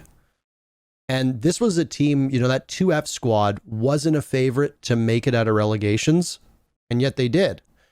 And I figured, like most teams, they would probably make a change. We've seen a couple teams ascend to Pro League that haven't made changes, and they don't go anywhere until they make changes. You usually want to tweak one or two of your players, make a drop, and then hope for the best. You know, E United infamously dropped, what was it, Fozo and Abunai, and they picked up Yeti and then Alphama. And I mean, I hate to say it because I like Fozo and I like Abunai. I think that's a better team on paper. I don't know how they would have done if they hadn't made those changes. I don't think they would have been, and I say as successful. This was still a bottom of the barrel team. Speak your piece. I think you're on the wrong track here. I actually think them making that roster change made them a worse team. I don't know. They completely lost their identity of how they played the game. That's fine. They brought Yeti and Alfama in, and then they played Yeti and Alfama's game, and then it just, yeah. Okay, so I completely agree with you on that part. But if you look at, and I know stats are not everything. But I know stats. We're talking about playing as a team. Yes, but half of that team couldn't play at the same level as other Challenger League teams, and they were getting carried by some strong performers. You know that those strong performers are not going to be able to do that to Pro League caliber teams. So when you see those stats regress, you're not going to have two of those players who are already underperforming on crucial roles against worse competition. They're going to be eaten alive even worse when playing in Pro League against better teams. I mean, I disagree with that. But so then you bring in Yeti, who's like, sure, maybe he's statistically done decent in Pro League, but in terms of actual success in Pro League, he's had none. Like, yes, all of Yeti's teams tend to struggle really hard in and I think that's down to how he wants to play the game. That's the common denominator. Yeti is a leadership figure on all of the teams he's on. All of the teams he's on in Pro League have not done well, and all of the teams they don't play the game disciplined. I will say that's my take. I mean, maybe it'll fire him up, and maybe it'll play discipline and shut me up. But like, dude, I agree with you there. I'm just saying, looking at the way that team competed against much worse teams in Challenger League, they dominated Challenger League. The players struggled. I will say that in CL, the thing is, I mean, at the end of the day, Parker, I played against them. Like, they were a better team when they were Obey. Yeah, stats don't necessarily matter. Like, if you're getting the win, right? Like, when you're on a team where players are able to make sacrifices for the betterment, I think that's what makes a good team. If you're going to sacrifice your life and your stats so that you can get like a better team oriented win, then I think that's a win in my opinion. I do think that roster, fresh out of CL, like Troy said, they were doing good in CL, and then they played in the qualifier, and then they won. And it was like, I didn't necessarily think that they needed to make a change. We're not going to ignore the fact that they kind of like screwed themselves because they made a change to actually get two better players and ended up not getting two better players, and ended up, instead of going back to that old roster, they ended up adapting and getting two other players. Now, I don't think they're bad because they got Yeti and Alfama. I think Yeti and Alfama are both good players. But the thing is, one thing that stuck to me from what Troy said is they joined and now they started playing Yeti and Alfama's game, not Obey's game. That I think was the biggest thing is, you know. Yes. Yeti is mechanically a fucking nasty player. But the thing is like Obey got to Pro League playing their game. Yeti and Disrupt did not get to Pro League with probably a better mechanical I would team. say Like that they had roster was better they had than the UB roster. Modiga, they had Spades, they had Yeti. Like they had a good mechanical team. But guess what game they were playing? They were playing Yeti's game. I'm telling you, Yeti's game is not a good game. So I mean, I hate to say it, but like I feel like he's got to hear it, man. I think both of the teams that he's been on have been relegated. I think World's Best Gaming and both of them have been. Noble. Noble. I mean, I think he's a phenomenal player too. I think maybe the philosophy of the way he sees it is maybe a little bit off. I think as a team, yes. Like that's the thing. I think he has potential. I always have. Like I remember when he first joined Pro League, like I genuinely thought like he was when he was with World's Best Gaming. Yeah. You talking about like I thought they would I thought he would be around. I mean, he has been around, but like that WBG roster was meat, but Yeti and Temper were the two big standouts on it, and then like I haven't seen like the improvement I would have hoped to see. No, okay, so here let me quantify this. Okay? Because if you remember, there was that rumor floating around that originally it was going to be Easily and Vertical that were going to join the team. And then things fell through, and then it ended up being Alfama and Yeti, but then Reed came as the stand-in. And it's actually, to me, it's very funny that the best iteration of that roster was right after they'd picked up Yeti and they hadn't made the full change yet, and they still had Reed, and Reed was killing everything, and that team looked like they were pretty decent, and then Reed was going crazy. They were nuts, and then Reed subs off for Alfama, and they've completely changed at this point, and now the team has just fallen into absolute disarray. And I will very keenly keep an eye on, what are they called? Apes? They're back to the Apes or whatever. We called them 100 Apes as a joke about 100 Thieves when they were in the qualifiers. It's Execration's coaching it. It's Callout's team now. I will say this. My concern and my worry is that when you've got two players that, and yes, you're right, stats aren't everything, and I said that right at the onset, but if you've got two players that are struggling already to hold their own against most, if not certain Challenger League players, those players are very likely not going to do any better against Pro League teams because the players are better. If you can't light it up in the amateur scene, you're probably not going to light it up in the pro scene. Sorry? I was just gonna say question though. Maybe the players that were that you're talking about who were performing quote unquote like they're like statistically they're playing bad. Why they were playing bad, they were reinforcing the other players to shine on the team. And that's fair. And I think that's very valid. And that's why I said stats don't show the whole picture. You know, you'll see guys that will literally spend their entire, like Goga had garbage stats for an entire season. And nobody's doubting the fact that when Goga got swapped to a different role, he started killing everything, because sometimes your job is to just do bitch work. Frankly, you're on drones, you're on cams. You literally spend 2 minutes of the round doing drone work. You get off, you try to plant, you get nitro celled, rinse, repeat. And there are teams that use strats, especially on defense, where a lot of times some people will play to die. Pojo's talked about this. Pojo's spoken about how a lot of times on DZ, on defense, there were certain strats that he had where he was literally just there to waste time, waste utility, and then die. That's it. Are his stats going to be pretty? Agree with Probably you, not.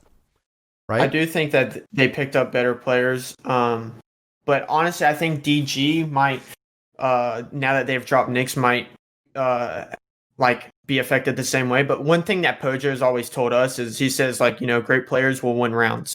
Like, if you have great players in your team, they'll win rounds. But the teamwork and the communication and everyone being on the same page is what's going to win games, map, series, and so forth. Exactly. Because I think that's like the consistency factor. Like you get consistency from playing good as a team because it's always there, right? Like sometimes it'll fail, but it's always there. It's always progressing. Great players, it's like great players only get the opportunity like when it's given to them, right? Like if the other team fucks up and gives that guy like that chance to hit his nice shot. That's when he can change around. But you need to be playing well as a team. Exactly.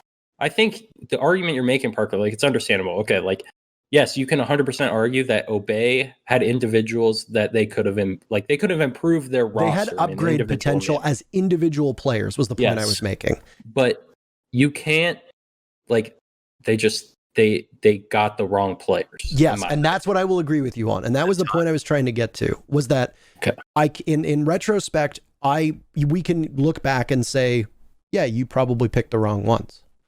But at the same time, if I'm that team. But like in my shoes though, like if those were the ones I was choosing, I even like I was saying this to my team when I was just hearing the rumors of who they're of them deciding. And I was just saying, like, this is going to be bad. Like, they should not do this. They should keep the same roster. Because just in that instance, it wasn't worth it. Just because, like, it's, I don't know. It keeps happening. It hasn't helped the team at all moving forward. The team has been rough. With my, like, final point on them is that, listen, I'm not too familiar with the stats of how they were in CL, but I know when I was watching their qualifier game, playing in CL and playing in Pro League are two different things. When I was watching their qualifier game, I saw Abunai doing pretty decently well. Like, there was like a couple clips of him getting like a 2-3K to win his team around. I don't think that guy was necessarily costing his team. So like, I don't think he was bad. And I don't think Fozo, if you're talking about bitch work, Fozo is the embodiment of doing bitch work. That fool was like always on drones, always on cams. Like, he almost never got to use his gun. Like, I mean, I don't necessarily want to say like if he was put on a different role, like how he'd do, but I just know on that team, like, you know, he was making sacrifices so that the rest of his team would look good. And I feel like the time that you play together, the things that you go through each other, just knowing each other's like body language and playing, like, that just makes a team necessarily better.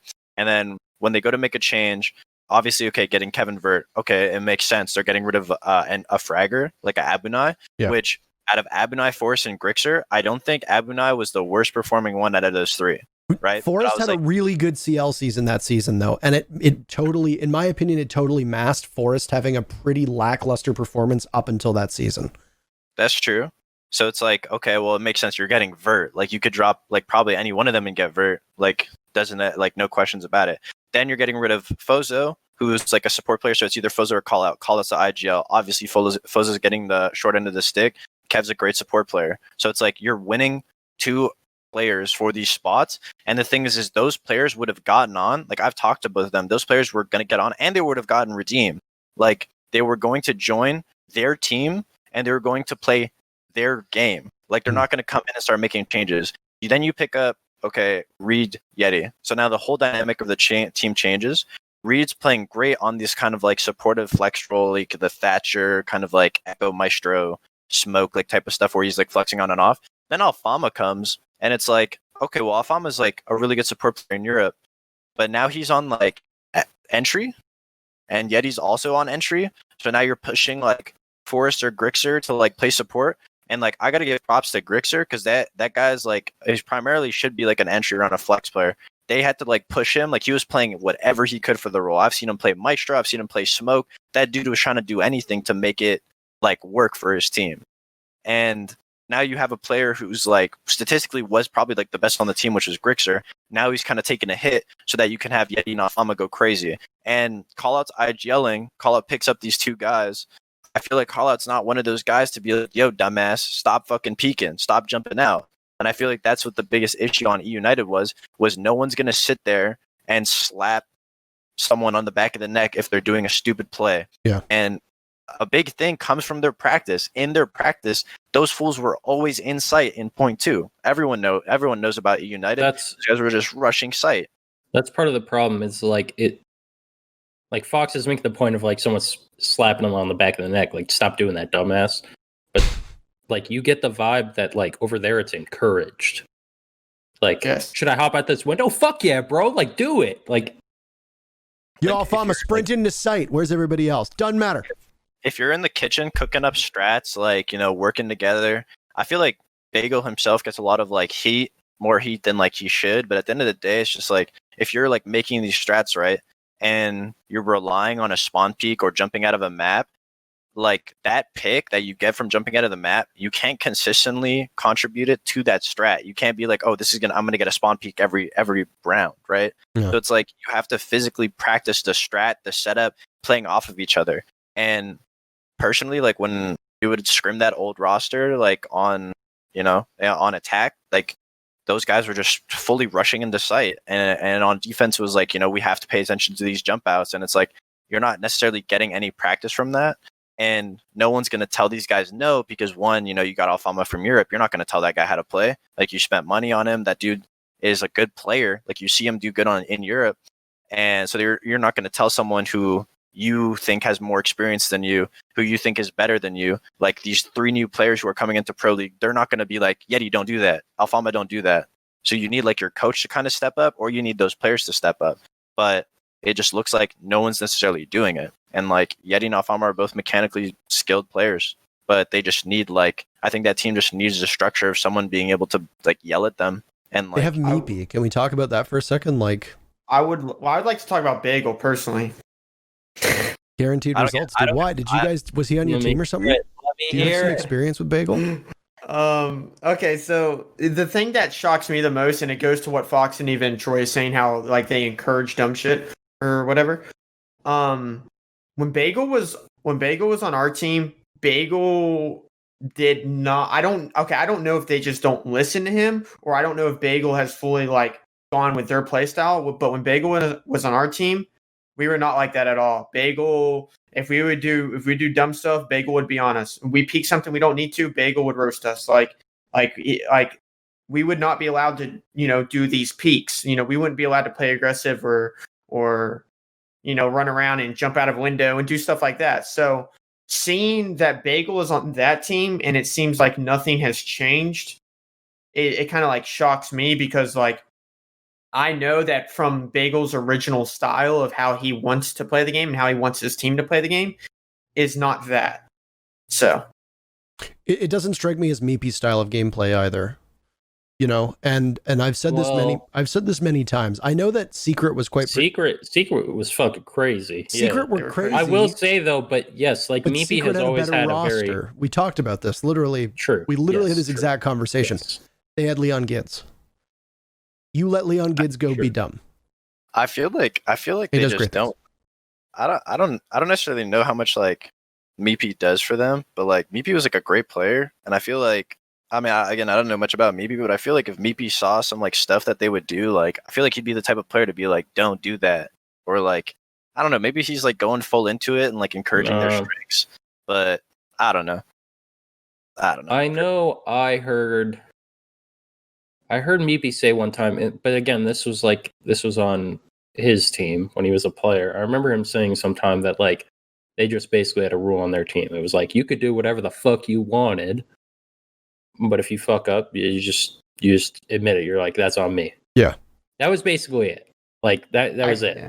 And like, it was almost like that no one was going to give each other shit for it though. You know what I mean? So that way, like no one felt pressure to like get risky. But like, you got to tone it down in a sense, because you got to know like when to stop, when it's not good, when it's predictable. That's the problem, is that there's no breaks. Like people go into a match and they're just expecting it from United. Yeah. Like I could actually guarantee you, works, by the way, if they threw in some rounds where they were just sitting in corners, like they would kill like 2 minutes from doing nothing, because people would like be fucking slowly approaching the building, like watching out for everything. So, but it's just they don't mix it up in that sense. This is my worry for like their roster change with picking up Kansan and Rexon is like one, like everyone knows Rexon was like so aggressive on LG. Like he was like their primary like entry, primary roamer. Like the dude would go for spawn peaks. He'd play this risky play style. And on LG had like, I want to say like a split of like aggressive and like passive players, but they would still always play aggressive. Whereas like I feel like United now, they completely got rid of their whole like passive side of their team, and they're fully committing to this 5 absolute like insanely aggressive roster. Like I've only like played 10s with Kansan a couple times.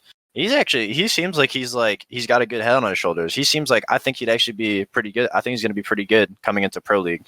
But it'll be interesting to see how they go with a full aggressive lineup of people that can just go flying out of windows and playing so aggressive. And when I heard this like roster, I was like confused on who would play what roles. And I'm pretty sure I heard something that they were going to have like Alfama and Yeti on support roles. So it's like, I just have no idea how this team's going to work, if they're just going to be like very hyper aggressive and how it's going to go. But I mean, again, like this team could theoretically work. This is kind of like a similar playstyle of how like our old rec was when we had like Retro, Mark, and Skies. We tried to play this like playstyle of 5 aggressive people who would just always be in your face. So like I can see a world where it works as long as you're able to call out the bad aggression from the good aggression. If it's coordinated aggression, it can work. If it's just, I'm going to go for a play, you go for a play, like that won't work. The one thing I will say is that Yeti did play support quite a lot in his early days. Smoke on defense, and I want to say Thermite on attack, if I'm remembering the WBG days well. And he tore it up on support. So I mean, we'll see. But they are by far and away. I mean, we always reserve about 20 minutes of every single episode to shitting on E United. It's nice that we've finally gotten it out of the way here. I feel like it happens very organically, but I have a hot take about DG. Okay, so let's move to DG next then, and then from there we'll talk about the meta changes for upcoming stage 2 after that, and then we'll jump into questions because we've got 40 minutes. Before we skip that, I just want to say E United, I think they have the potential. They just need to be molded in the right direction. They definitely do. I disagree with the style. That's what it is. I don't think any of them are bad players. I've just always disagreed with the style. Start cooking. Okay, so you got the hot take about DG. Let's bring it on. Yeah. So I honestly think DG actually gets a lot worse with this roster move, just due to the simple fact that I don't necessarily. I just think that with Nyx on the team, he was the guy who would slap people in the back of the neck saying, "Yo, don't do this, don't do that," or like he made everyone on the same page. It's a lot of neck going on here, by the way. Like just a lot of. I think that Nyx is the reason why they all kind of like played together, and the reason why they found some success at the beginning of the season, because they were all on the same page. Like, but I think now, like I don't think they have like a true leader or someone who's going to drive them in the right direction right now. Like maybe Retro will, but I hear that Retro is quiet. He's not really like an IGL or like a captain figure. Maybe Fox can speak a little more on that, because I know Fox is teamed with them. So I just don't think that they have like a leader figure anymore, and that Nyx was that leader figure, and he was like, whether it's the right way to play the game or not, they were all on the same exact page, and they were all working together in like that aspect. But I think now that they're going to miss out on that, and they don't have a leader figure anymore that's going to push them in the same direction.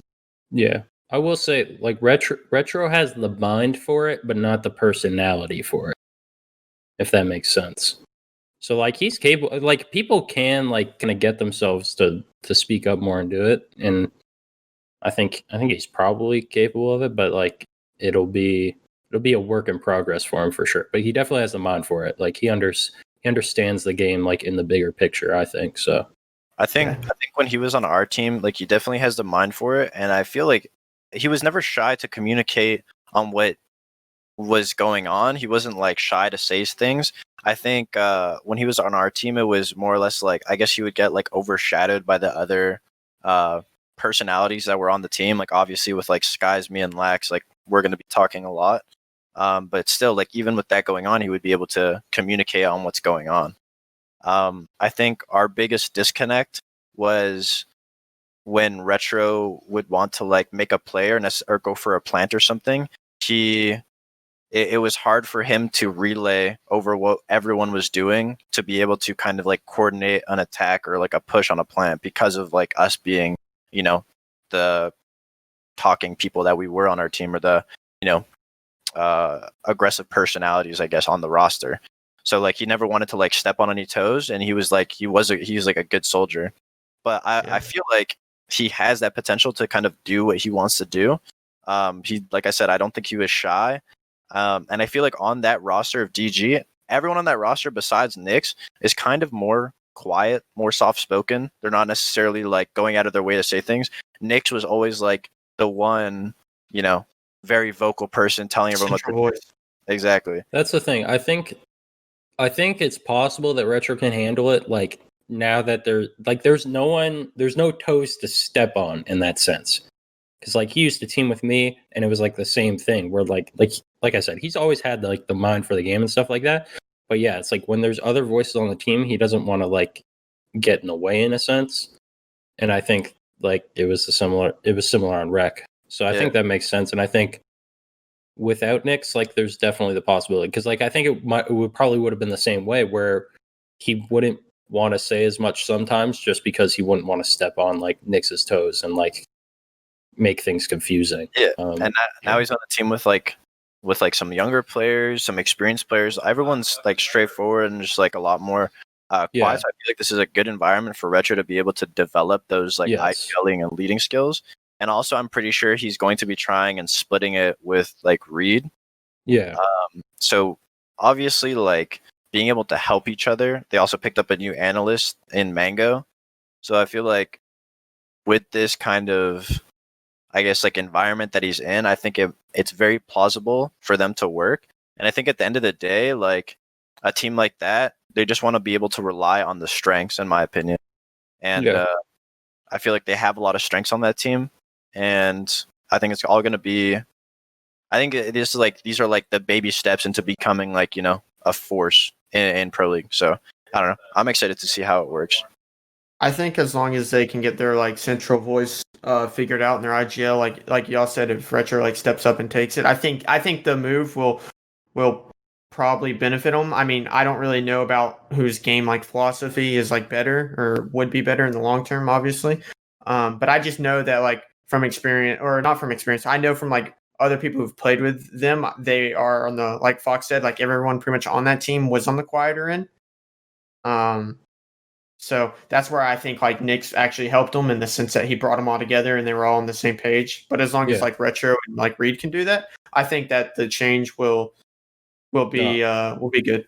I do see your side of it as well, though. Yeah, absolutely. But yeah, like the potential is there though for like Retro and Reed to step up, but you just don't really know. But I do think the potential is there. Like I don't want to doubt them.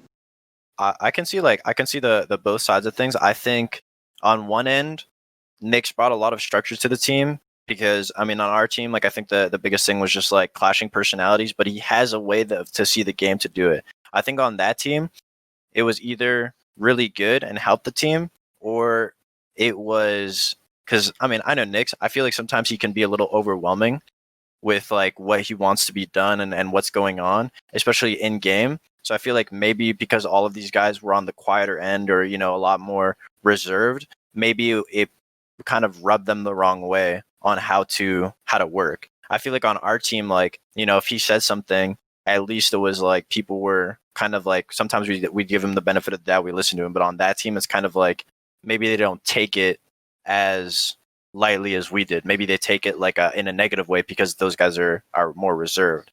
So I don't know. I feel like at the end of the day, like I don't know, their strats a lot of the times before, like their strats worked. It didn't necessarily seem like they were doing anything on the fly besides like rushes. So I feel like they don't necessarily have that much already set in stone.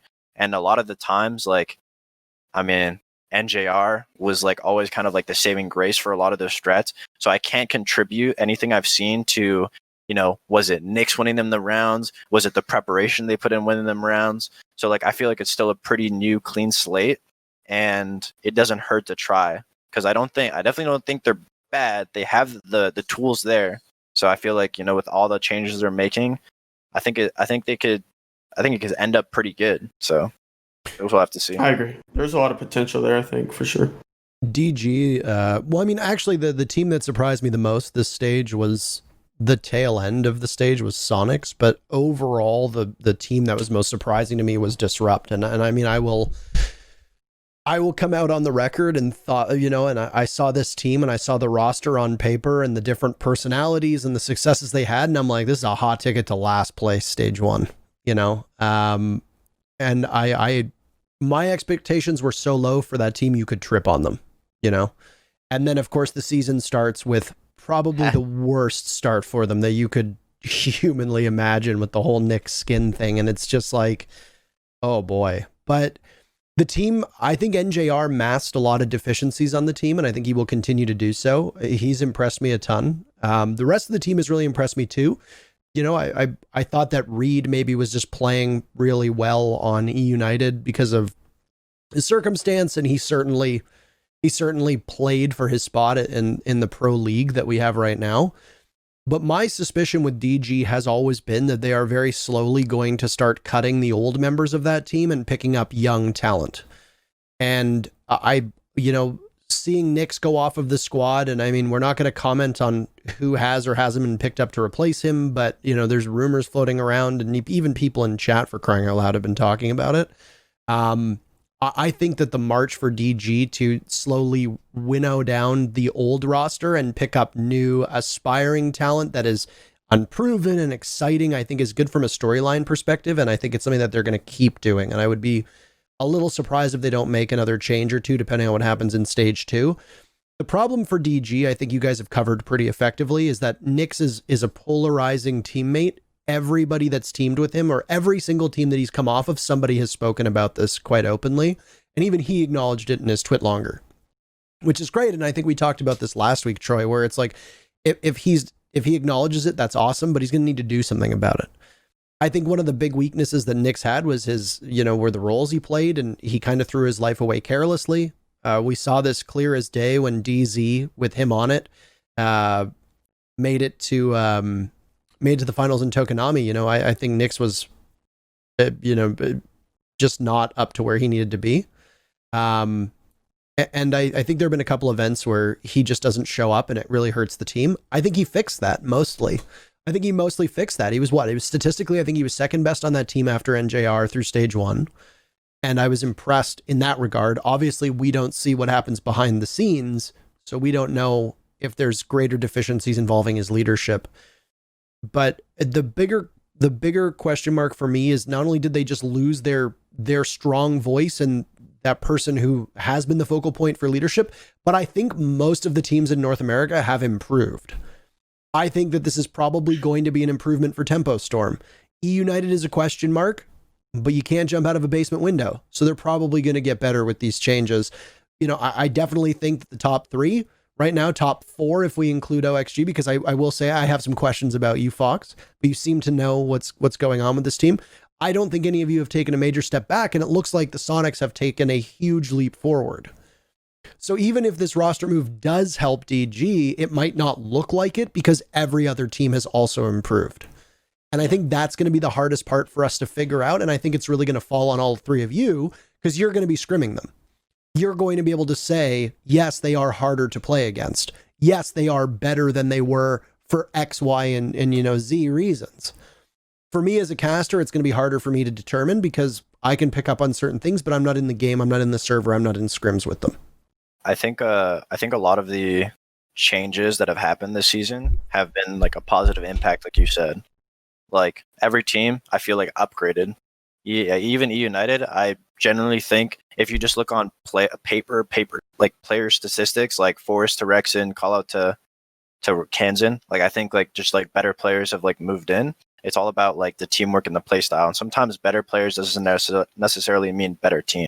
Yeah, and you're right on I feel like a lot of these younger teams are picking up younger players, but at the end of the day, it's like, who else are you going to pick up, right? Like obviously experience is a big thing, but you don't necessarily want to keep picking up the same like recycled Pro League players that obviously aren't working on different renditions of rosters. So I feel like that OB squad of like Iconic, NJR, like all those guys, like I feel like because Iconic and NJR have done such an incredible performance in Pro League that a lot of people are thinking that like these guys are like insane. Obviously, like people are going to want to pick up like in the same pool of people that they were playing with and training with, because these guys, they have the hunger. They've been had it, like, waiting till they were 18 to be able to play. And there's a couple other players, they had what's it called? Sonics performed with Lags and J9, and those guys still like performed really well on a Pro League level. A lot of people didn't even expect Kansan to be picked up. These younger players have the potential. They just need to be molded in the right environment. And I think that's the biggest thing. I think Sonics is a great environment for Iconic to be molded. I think DG is like a like I said, an open, clean slate for NGR to be able to do what he wants. If you pick up more of these younger players and put them in, they'll be able to perform very well. I think the reason why you don't see a lot of these younger players coming into teams like TSM, SSG, DZ, like our team, is just because those teams, I feel like, demand a lot from a player, not only in game, but like mentally. I feel like every player has to be able to think for themselves and perform on their own and be able to adapt on the fly. If you look at a team like SSG, I mean, I don't know how much is strats or how much is Troy calling, but like, if you're not mentally ready to be a pro league player, like, and like Troy's telling you to fucking fly in on the back or switch like on a beat, be able to switch stuff, something that's practiced, like it's hard for a lot of newer players to be able to do that and be successful with it. So I'm just excited to see how like the younger players keep evolving on these teams, and like shit, I wouldn't be surprised if you see some of these players end up making their team, you know, a top 2 team, or being able to move on to like better environments, better teams. All they gotta do is beat SSG. That's the secret weapon, right? They beat SSG and then they just become good because Troy motivates them so much. Yeah, all it takes is come on. I was saying DZ got their confidence back, man. All I'm saying is I was definitely in their head before. I would like to say that like us, like on TSM, like we picked up we picked up Merc and Bo like what, a little over a year ago, and we were in pretty much like last place of Pro League before then. And I even know like SSG, they picked up Fultz like at literally the same time, like not too long ago too, and they were like I think like 6th or 5th pretty much every season before that. So the young gunners definitely are going to play like a big factor in these upcoming like years. I definitely think Iconic and them, like on the OB team, like they scrimmed every day when they were underage for like a year, 2 years. Like I remember even Iconic coming in my stream like 2 months before he was turning 18, before he was on Sonics and everything, came my stream. He's like, yo, I'm gonna be in Pro League, blah blah blah. I'm like, bro, listen, don't want to like burst your bubble or anything, big dog, but I would advise you not to, you know, go in and think that. Like, keep continuing to work hard, prove yourself, and your opportunity will come. But don't feel like Parker was saying earlier, entitled to being in Pro League because you think you're significantly better than other people. And like he proved me wrong. And I think Iconic's a really good player, and I think NJR, like I think they're both really good players. And I mean, they proved us wrong, or proved me wrong. Iconic did, so I don't know. I like it. So let's very quickly go through this because we've got about 20 minutes left, give or take. And we have some good questions from the audience. So just we'll finish quickly with predictions. We don't need to go 1 through 8, but do you have any hot takes? What do you think? Do you think the top 4 are going to be the same? Do you think the bottom 4 are going to be the same? And if you think there's going to be any difference, if there's anything worth mention it. We'll start with you, Matt. I'm honestly more curious to see with how DZ is going to play in this upcoming stage, and I think that's what a lot of people are curious, whether they're going to be able to hold what they were doing in the major and see if it's something that they can like replicate, especially in the next stage of the NAL. I think that's what I'm most curious about. But I think pretty much the top 4 will pretty much. I think the top 4 are pretty much stay the same. Although I do honestly think that the Sonics could butt in with anywhere in there. Depends. Like I do think the Sonics I do think they're a good team. Below that, I do think the 3 teams below that will stay in the same ballpark just due to the simple fact of they're going to need time to get accustomed to their new players, and maybe if they like change how they want to play the game. But I definitely think they're going to maybe like they'll start really blossoming like the second half of stage 2, but I think at the beginning, like they're going to have to work out their kinks and get used to playing with each other and like game days and stuff. So, yeah, I think the one unfortunate thing about all this is that I feel like there's a lot of people who are saying that like this 4th place spot is like a battle for like us or Sonics, which like is unfortunate because we won't see them unless like I don't know like what the brackets are specifically, but I don't think we play them like in the groups of it. So necessarily we would be playing them in the upper bracket if anything for like the top 4. So it's like either way, if we end up playing Sonics, then we would both be in the top 4. So I think like there's just going to be, I think the top 4 top 5 even is all based off of, how are we going to be able to adapt to this season. And that's just how like the bracket is set up, is like, top 2 from each bracket go up, and then that's how top 4 is. So personally, I don't necessarily think there can be really any predictions made, because like, if DZ beats SSG, but SSG beats TSM, but TSM beats OXG, but OXG beats DZ, like if it's just like a giant rock, paper, scissors fight, you can't tell who's the best because we don't all necessarily play each other. But I think personally, I was very impressed with how TSM played in the major, and I think there's a lot to come from that. SSG, Troy's saying that they're being motivated again, so you got to keep an eye out for them. DZ beat the wrong motherfuckers. DZ obviously won the major. They're the major favorites. They're next year's major favorites, so like I'm excited to see them play. I think Sonics has a lot of potential. I think I really just want to see Sonics and DG play a lot more against these top teams, because they look like they can compete, if not surpass, some of these top teams with the the right amount of like play and mess around. So yeah, I mean, I'd like to say the top 5 to top 6 will be very interesting to watch in this upcoming split. And obviously, I mean, I don't necessarily know too much about how Tempo and United will do, just based off of, haven't really scrimmed versus them with their new rosters. Don't know how that they're going to play out or perform in Pro League. So, yeah. I mean, I think, Tempo, United, 7-8. I don't know which yet. I don't know which order yet. I think DG 6th. And then I think 5th through 2nd is like, can be... I see. No. No. That's actually not where I was going. But I'm glad you guys got that. I think first, I think it's got to be either us, TSM, or DZ. Sorry, not sorry. And then I think any of those top 5 can be anywhere else between 2nd through 5th.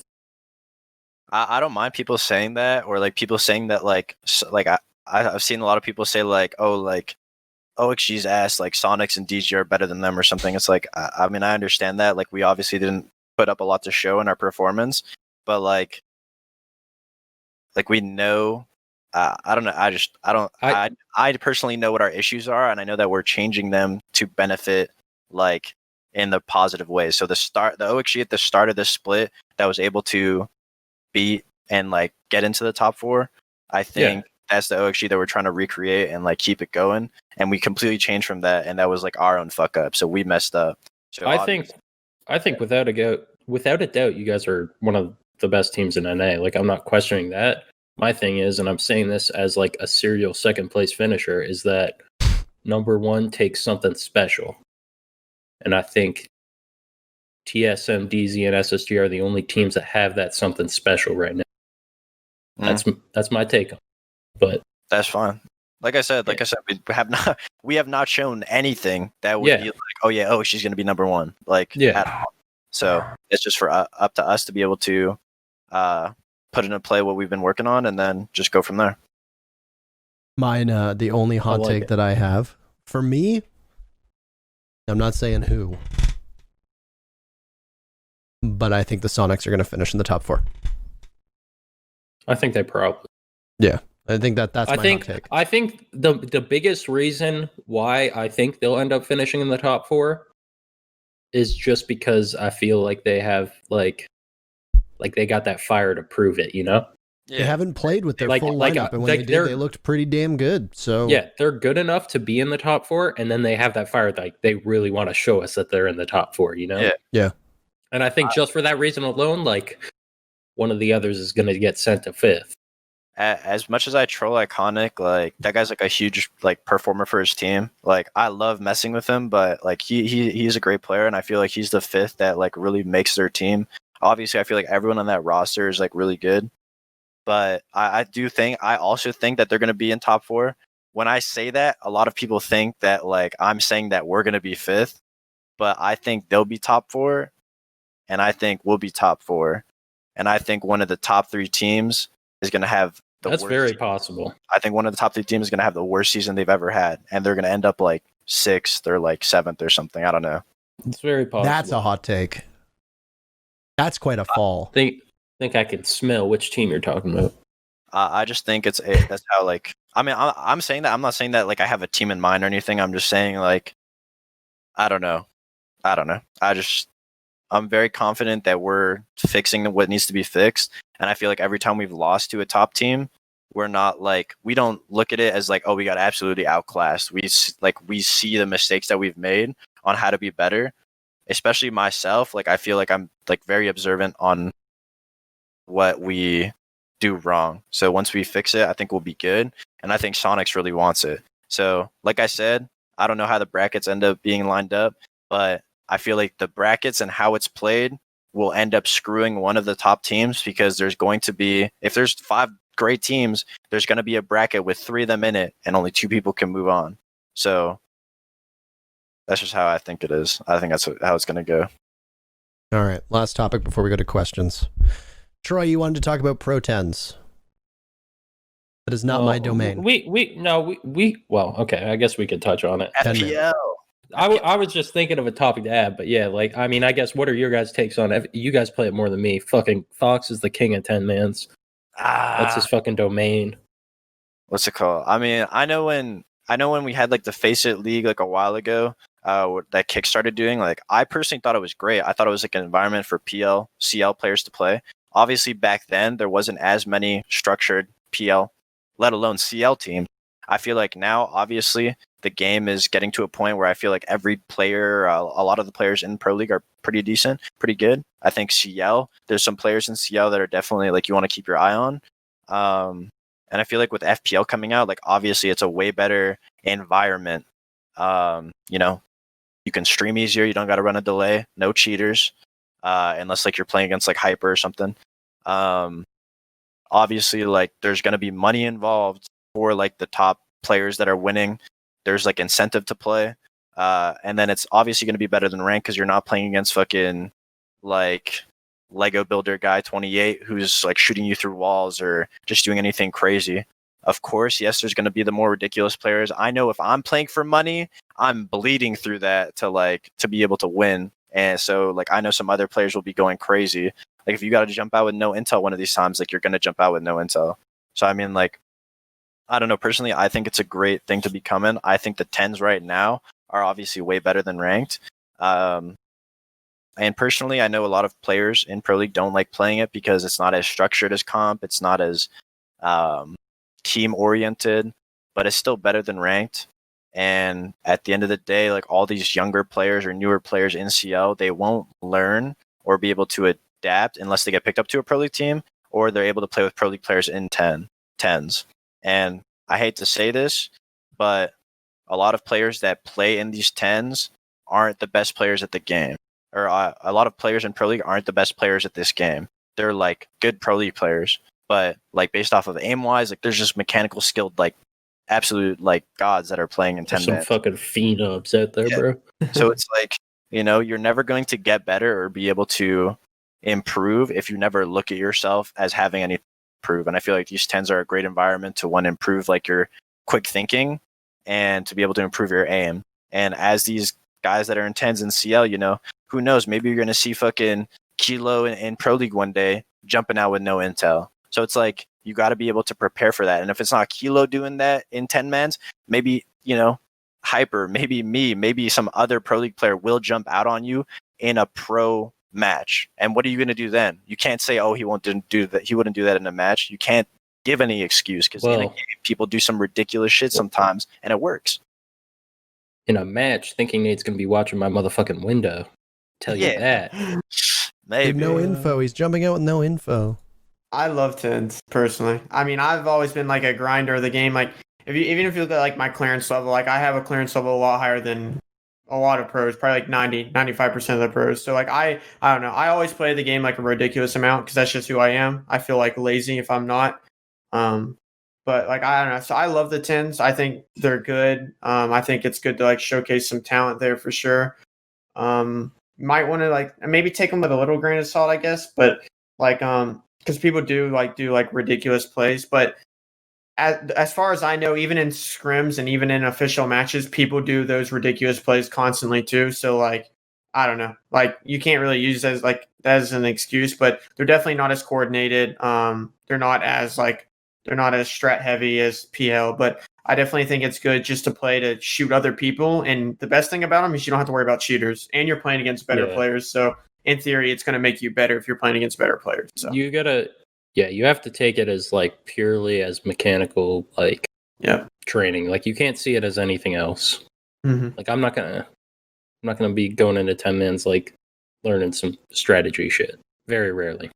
Maybe one time. Maybe one time someone pulls out like I've actually learned a thing or two here and there about like strategy, but like it wasn't like it was like something thing. about ace. Yeah, it was something about like ace. Something I've just never seen anyone using ranked or anything before, and I learned something. I was like, oh, okay, that's pretty cool. But like that's the only thing I've learned, and I've played it the last like 5 or 6 nights for 4 or 5 hours a night. So like, I mean, yeah. But yeah. I mean, I think just like I've always been a strong believer of this, and I've said it a lot. It's just for North America's scene to grow. Everyone talks about fucking T2, T3, North America just being a joke. Like if you look at Europe, like it's a lot more structured. The only way for Challenger League players to be considered as actual competitive players is for like the pros and for other people to start taking Challenger League seriously. So like, I mean, I've said it before that maybe they need to make like a league below Challenger League where it's called like Dirt League or something, and then people start memeing that so that Challenger League is actually considered seriously. But if you look at games like CS or League, like there's always the league below, and there's like a couple leagues below that to be able to grow the scene. And like being a semi-pro at a game shouldn't be like considered as a joke. Obviously, there's a huge disconnect between pro and the semi-pro league. But I definitely think like those players need to be taken seriously, or at least given a little more credit. I feel like part of the problem is that they don't take themselves seriously. That's true. That's true. I feel like I don't know. I've always like I'll always give CL teams respect like until they do something to indicate otherwise. I suppose like there's plenty of CL teams out there I respect, but like it's in a lot of the instances it's like there's just a few bad apples out there that don't take it seriously and don't take themselves seriously, and it makes it look bad because of it. I say for 10 mans, I watch 10 mans and I watch the streams, and this is I watched a lot of your 10 mans actually way back in the day, Troy, when I had like an actual involvement with R6TMs. And I think that for the casual viewer and even me as a caster, for me, it's like I feel like my game knowledge can always improve. But the one thing that amazed me the most was the comms and the thought process. You know, I would watch 10 mans, and when I hear certain players talking about strats on the fly, or where to rotate to, or how to play off of certain info and etc., I think it's fascinating. And I think the average viewer learns a ton about the strategic aspect of the game, far more than any stream involving ranked would. I agree, but I feel like it devolves. Yeah, I mean, it's not perfect. That's the issue of that. But that's the thing. Like, if I were to play it, like normally I'm initially like that. I mean, I'm not like that anymore because I've gone into it now. Like I said earlier, like Chapper broke you. No, Fox did, to be honest. But with the mentality, Chapper, you're the fucking best. With the mentality that it's just like it's mechanical training, right? So I think if I played now, honestly, like I'd be. I even said this to my team. Like if I played now, I'd probably throw music on, bro. Like and just. It's bad. That's not the spirit. You'd get kicked out of the R6TMs. When I was running before, the amount of pros that would DM me being like, not what the shit I've been seeing, bro. Like I watched a cafe round last night where like it was kitchen defense, and the final kill cam was a Mav throwing a nade through a Mav hole. The wall wasn't even open, and the final kill cam was a nade through the Mav hole. Like how does that happen? That was you, but like still like you're gonna call him out, not even say his name on the podcast. I was the guy who got naded. No, like I didn't know who. I didn't know who it was that got naded. Jolton threw the nade. To be fair with you, that round we had 2 players on our team disconnect because of TTS, so we were kind of just playing everyone else on the team was just they were just going for kills. I didn't catch that. That makes more sense. Unbelievable. But I've seen some shit. I think Yeah. like I mean, he jumped out with no info, dude. Come on, I But can't like, play with this guy. Get him again, outta here. I don't like. I'm not saying there's a problem with it. Like, I'm not saying like, what are these guys doing in 10 mans? Like, they're a bunch of idiots. Like, trust me. Like when Fox like jumps out and kills my whole fucking team, I'm not like, what the fuck is this moron doing? Like, no, because honestly, like, it was the right play because he's gonna fucking catch our dumbasses and win, right? But you just, yeah, you have to accept the fact that that's how it is. What were you gonna say, Fox? I was gonna say that I think I've heard a lot of pros talk about tens, and like it's always the same thing. It's like, oh, whenever all pro league players are playing, it's riveting gameplay. Like everyone's communicating, everyone's playing smart. Like there's not that many like aggressive plays, and it's good. And like I'm trying to like practice myself on not saying like jump outs or aggressive plays as like dumb plays, because like anybody could have any type of intel and can make a play off of it. I'm trying to like do it for myself so that I can like get better and not like saying like people like are being stupid. But I've noticed like a lot of like even just structured play. Like I played a game yesterday and I had like 3 kind of like CL players on my team, and it was almost like, we get the picks, we go for a plant, but then it's like our post plants are bad, our execution doesn't work out, we're not using utility, we're looking at the wrong thing, we're not communicating. And I feel like those are learning experiences for the T2 players that are playing to be able to improve. And the thing is I feel like, yes, there's a way that you can say it for these people to get better, but I feel like at the end of the day, like when I was playing like baseball or playing sports, like my coach wasn't like, all right, like you got to do it differently. Like my coach would get on my ass and roast my shit for doing the wrong thing. So obviously, like when you have these pro players telling you how to like behave and get better, I think it's up to the T2 players, CL players, to be able to take the criticism and adapt from that in these 10 so that they can get better in Pro League. And I don't know. I mean, I think that's a good learning experience for everybody. Obviously, it's going to be frustrating for Pro League players who play on Pro League teams that have this level of teamwork. But I mean, when you look at games like CS, like people have scrims, and then when they play FPL or 10 mans, like they're not playing it to run strats. They're just calling something and they're just going with the flow. And like most of them just play it to shoot to shoot. And like, that's just what, I don't know. I think people need to take 10 mans and FPL in Rainbow less seriously than scrims, but obviously it's going to be better than rank. So I mean, I don't know. I think everyone just needs to kind of relax and just try to have a good time with it and treat it as best as possible. There you go. And well said. And it's fun to watch. So watch 10 mans. For people who don't know what 10 mans are, or pro 10s, by the way, I've seen a couple people ask in chat. It's basically like it's a closed league that is only available for like the top players in professional Rainbow Six to play, and then they get into custom lobbies and they play. And it's much more structured. It's better than ranked. That's for sure. Now, with that said, I know you need to go relatively soon, but let's ask a couple questions. So we're very aware that FoxA and Troy both have scrims in about half an hour. So mine's later, actually. No, mine's later. I'm good. I have scrims in a half an hour, and then I have scrims versus Troy later. Yeah. So let's just ask a couple questions. Let's keep these relatively short. I'll start off. Real PKers says, when you get on a new team, what's the most important / first thing you do? And we'll start with Achieved. Just quick answers from Achieved and Fox. Call outs, and then just trying to like I'd say call outs and literally watching some of their VODs and see how they play and how they react to situations. I would say make a friendship and completely dictate the team. Oh, wait a second. I was talking about United. I mean, probably just like the communication and like the Chief said, and just being able to show that you're versatile and able to adapt to certain teams. Troy, your question. Next question. Shit, bro. Dude, I'm so bad at this. I never have them lined up. All right, I can ask the next one. It's literally the one right underneath it. It's from FC. This question, there's one question for each of you. They're different. Achieved. What is the reasoning behind Pojo swapping with Chala, and how do you personally feel about the change? I think that the change helps us a lot. I know Troy has spoke on a podcast before our season. No idea what podcast. I will say real quick. I want to add though, you got like genuinely, you guys did prove it wrong. Like, yeah, well, that was my initial take on it, but yeah. Go ahead. No, I don't know. I think it's helped us just mainly in the fact of we have looked around for a solid coach that that we think is really good for a very long time. Because I still think there's a lot of check stealing coaches out there. I'm just going to be honest, especially in Pro League. There's still a lot of them out there. But we have also gone with people. We've gone with people like Bagel, who like not a lot of people knew who Bagel was. We had faith in him. He was a coach for an EUCL team.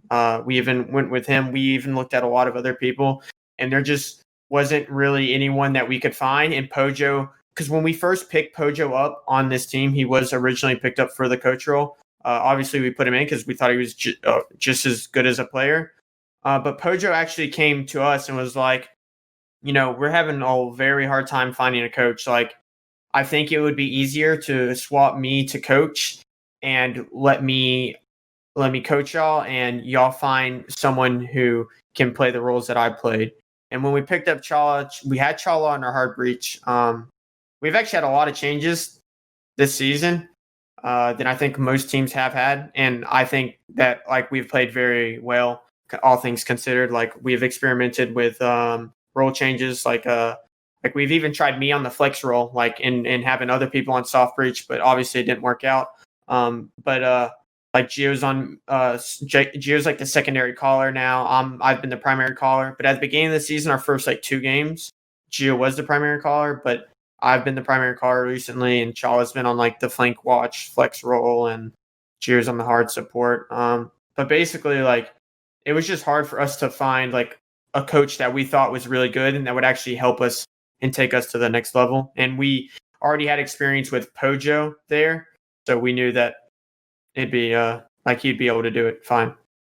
The question for FoxA was, what goes into you in Laxing's roam game, and how do you split the present so effectively? I don't know, because the last couple of games we were taking off of roam, so I'll let you know next split. Okay. Damn. All right. I will say that before, like a lot of me and Lex on the roam is, I guess the amount of time we spent together. It's almost like we don't necessarily have to communicate. We just like know what we're doing, and we kind of like float, I guess, around. And just as a roamer in general, it's not about getting the kill. It's just about wasting the time. So, I guess this kind of could apply to both of you since you've both kind of done it. I've done it as well, but it was for Achieved. How do you handle being more of a fragging role with being the IGL? I mean, I don't know. I've looked at other teams. Like you could look at like G2 in their prime. Like Fabian, who like mainly called in there. He wasn't necessarily like he did play soft breach quite a bit, but he also played a lot of flex. So I kind of like looked at him and like how he used to kind of treat it.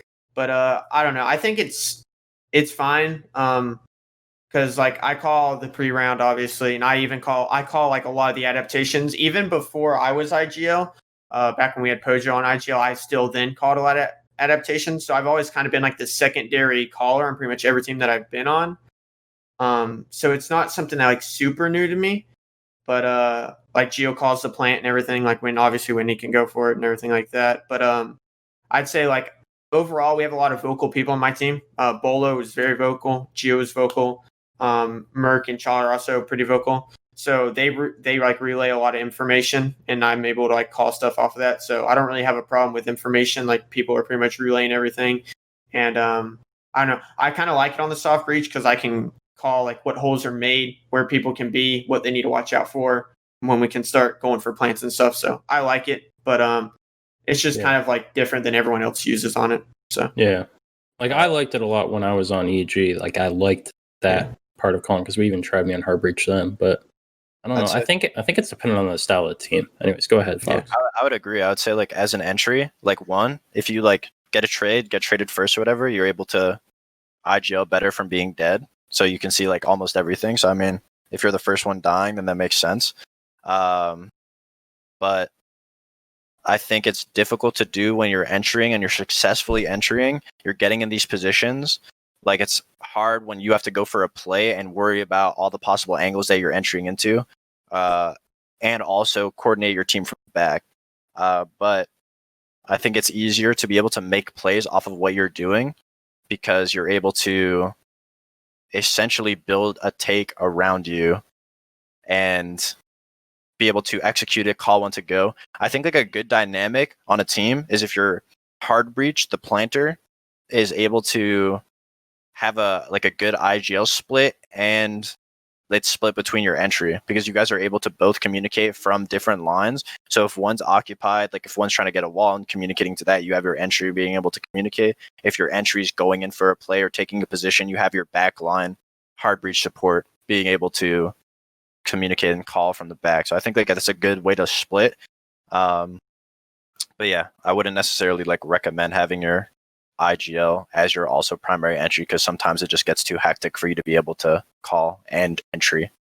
Yeah. Now I will say that that's one thing. Ever since I've kind of took the IGL role, I've actually been less on the entry. I was never really the main entry. It's always been like Merc. But ever since then, we've kind of even shifted Bo to the secondary like entry role.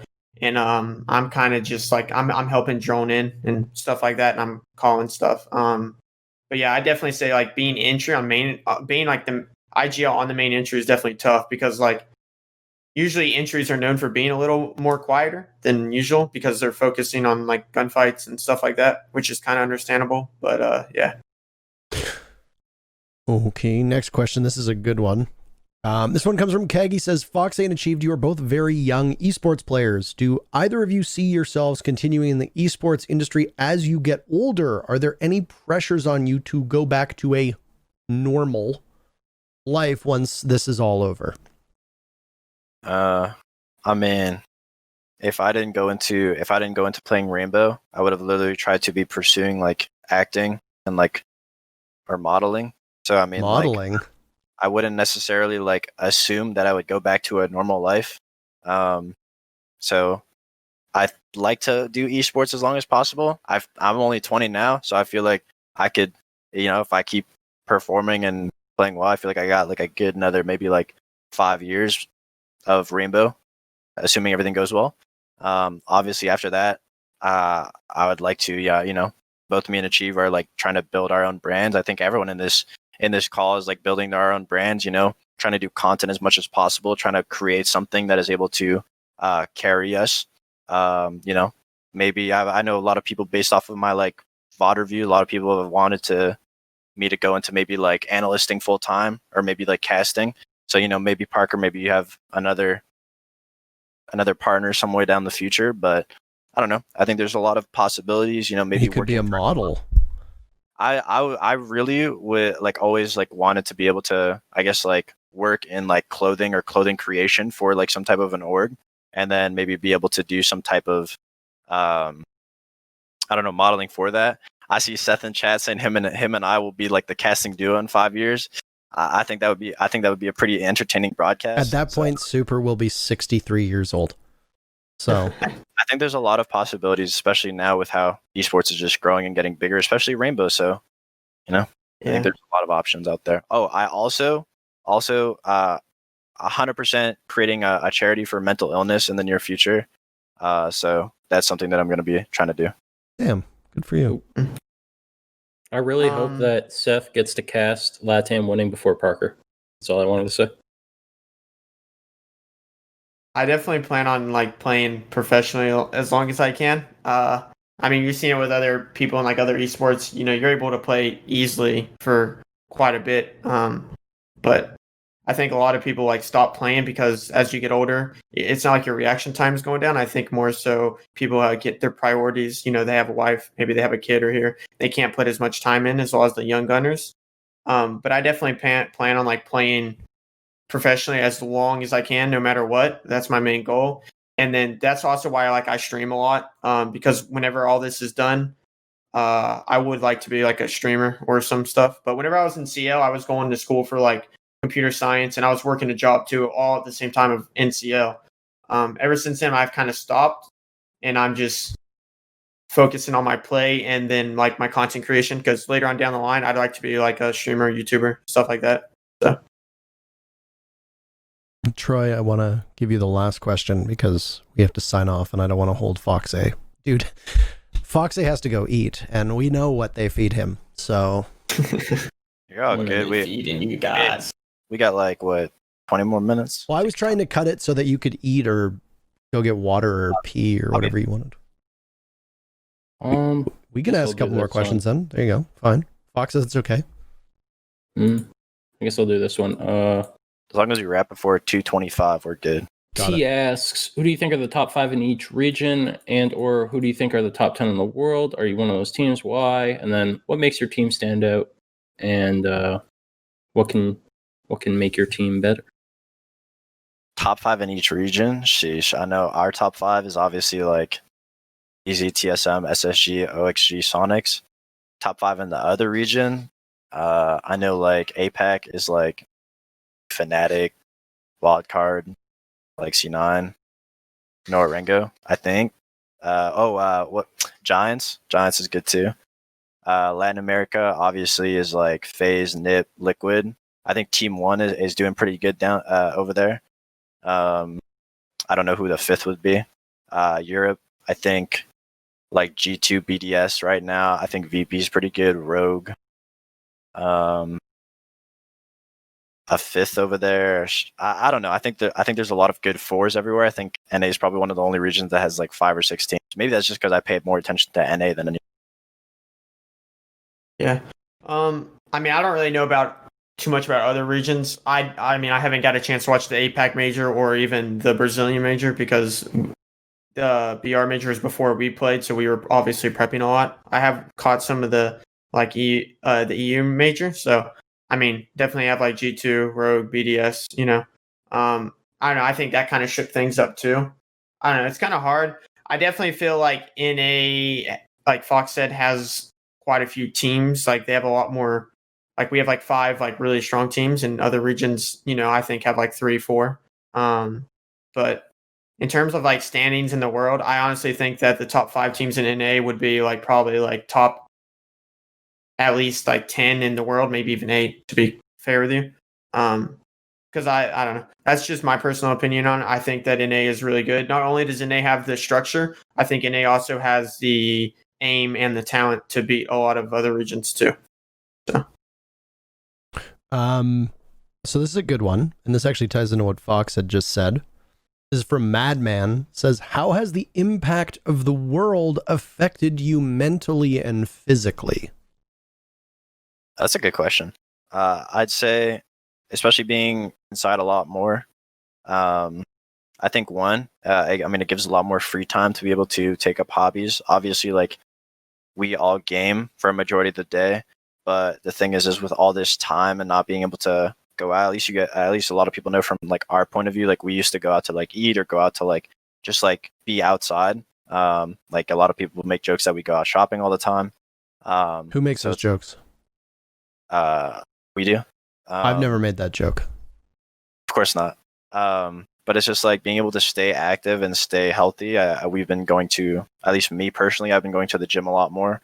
I've been like learning how to cook a lot more. So I don't know. I just think that there's a lot more free time to be able to do what I wouldn't say what you normally do, but you just try to stay active and get hobbies and talk to people as much as you can. I feel like human interaction in person is something that a lot of people take for granted.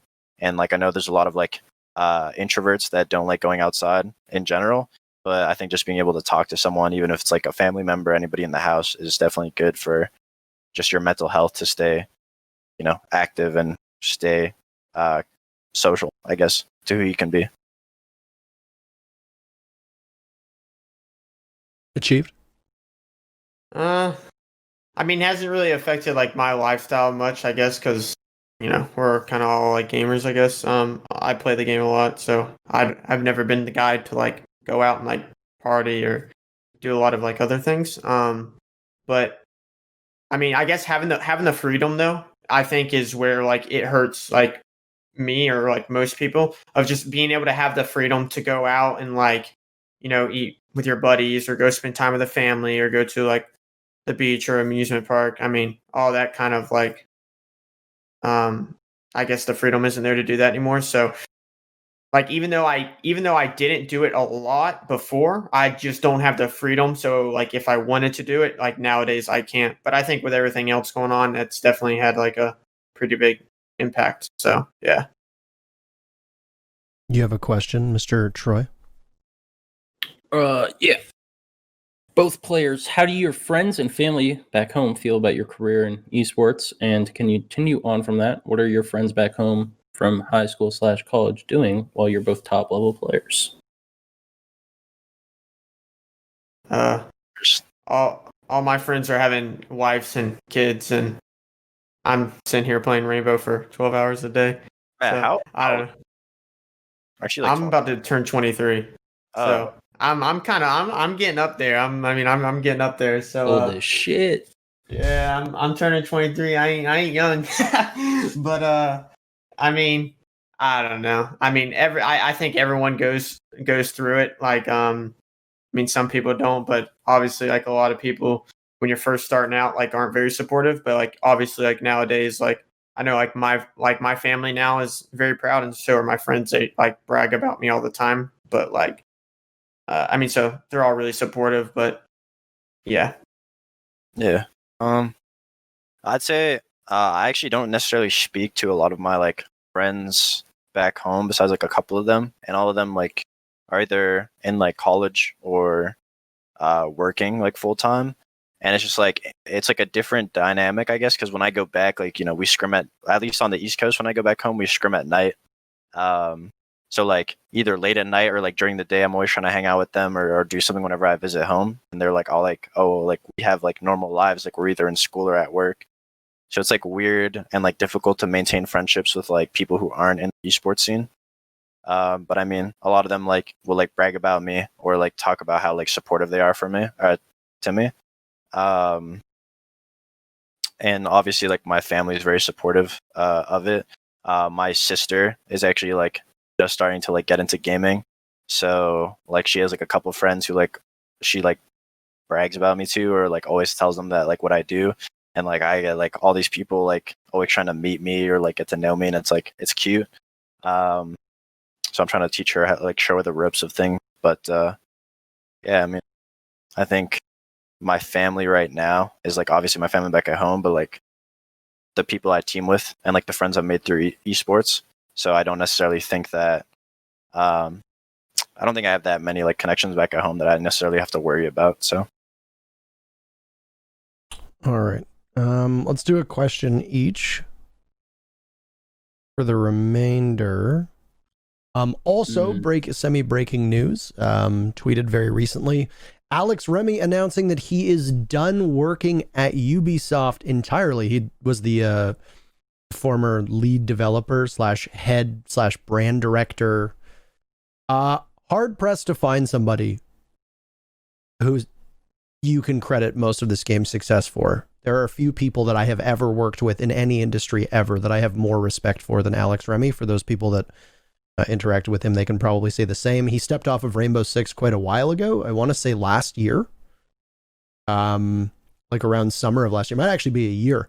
Anyway, he's done working at Ubisoft, he announced, which is a bummer, but I know no matter where that man goes, he's going to do a great job.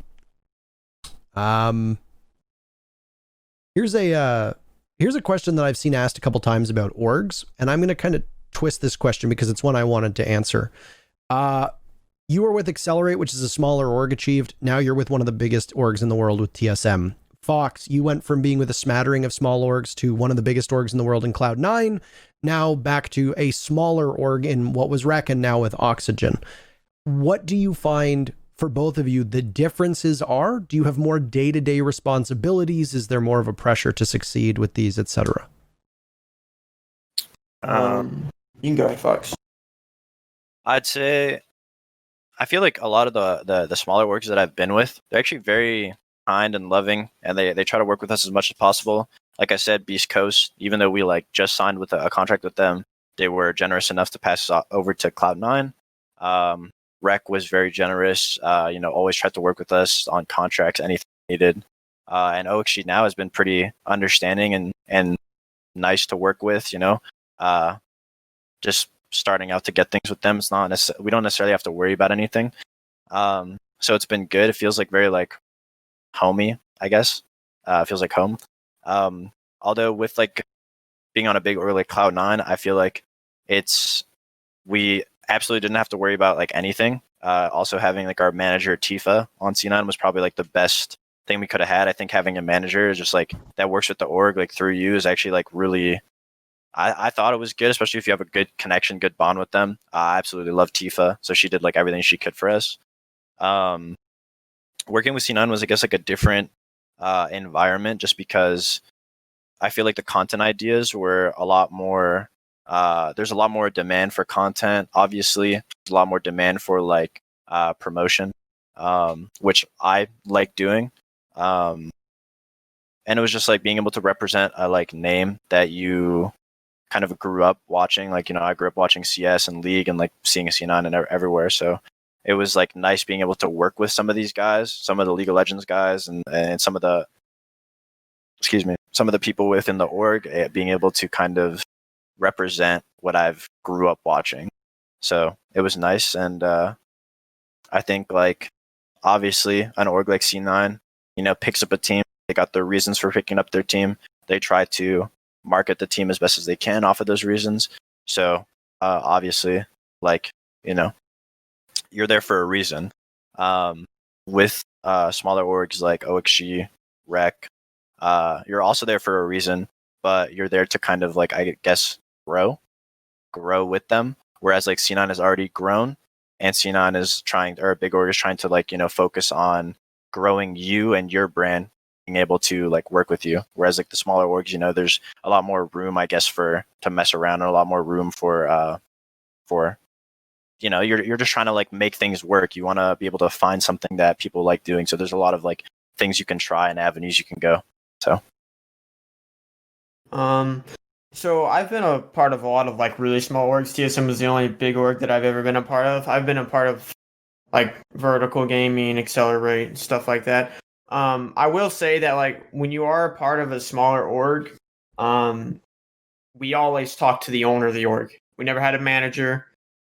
They don't have any like finance teams or any, you know, it's not like a real like like it is a business, but it's not like a super big business where they have a bunch of teams and stuff like that.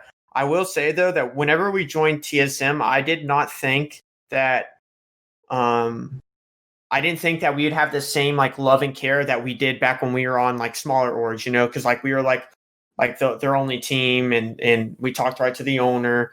I didn't think when we joined TSM that we would have that type of like that treatment, but when we did join TSM, like I was proven wrong. Like our manager he's on top of everything. Like we need stuff, like he gets it out there. Like he's Smacks our manager, and I mean they take care of like everything. We don't have to worry when we were on smaller orgs.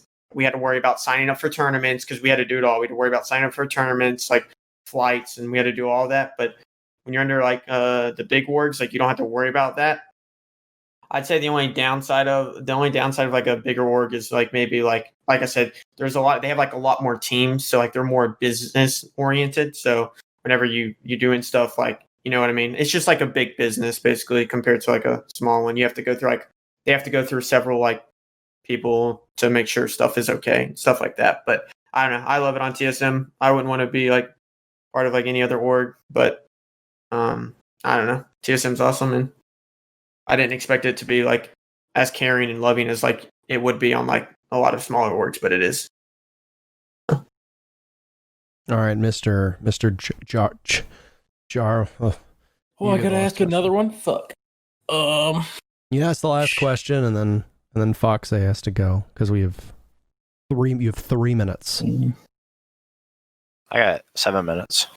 You said to be gone at 5:25. Oh yeah, you're right. Oh damn. That's fine. That's enough time to. We'll just do a quick one of. I know there's answers to this, but yeah. Were there any sacrifices you made when you first started to put time into the game? Or were you able to still keep up with the world around you? I guess I'm assuming you guys made sacrifices. I guess what were they? Yeah. I mean, it's funny because the sacrifice that I made is like I kind of like gave up on school. Like a lot, I usually tell everyone to ask me if I should go into they said like should I go into esports or streaming? I'll always say like make sure you finish your schooling, you know, try to get a degree. Try to do whatever you can, at least you have something to fall back on. Kind of hypocritical because I'll tell people to do that, but like as soon as I started going pro or like playing it full time, I kind of like started half-assing school and like didn't necessarily care. But then it was just like I was just putting my time into it, and I really believed that I could make something of a esports career, and that's what I wanted to do. And I took the risk. It paid off. My dad would always tell me like it's a 1 in a million chance. Might as well just go to school, become an accountant or something. So I gave up on that. I gave up on a lot of friends, a lot of going out. A lot of people didn't understand, especially scrimming. When I'd say I'd have to scrim at night, they'd think that I'm like lying or like trying to like blow people off so that I don't just like have to hang out with them. A lot of sacrifices on friendships. A lot of people stopped becoming friends with me just because like my schedule was so up in the air of like pro league matches, scrims. Like we don't necessarily know what days off. It's inconsistent, especially with like the travel too. So I don't know. Gave up, I'd say a decent amount of things, but again, like the friends that I lost, I made friends online. Obviously, my career like benefited and is going into like a right direction. So yeah, I didn't necessarily lose too much, I don't think. And obviously, if people are gonna leave you or stop being friends with you based off of what you're trying to do to better your career, better your life, then like they were never your friends in the first place. So yeah. I mean, kind of same boat. I mean, obviously, like I lost a lot of friends playing competitively.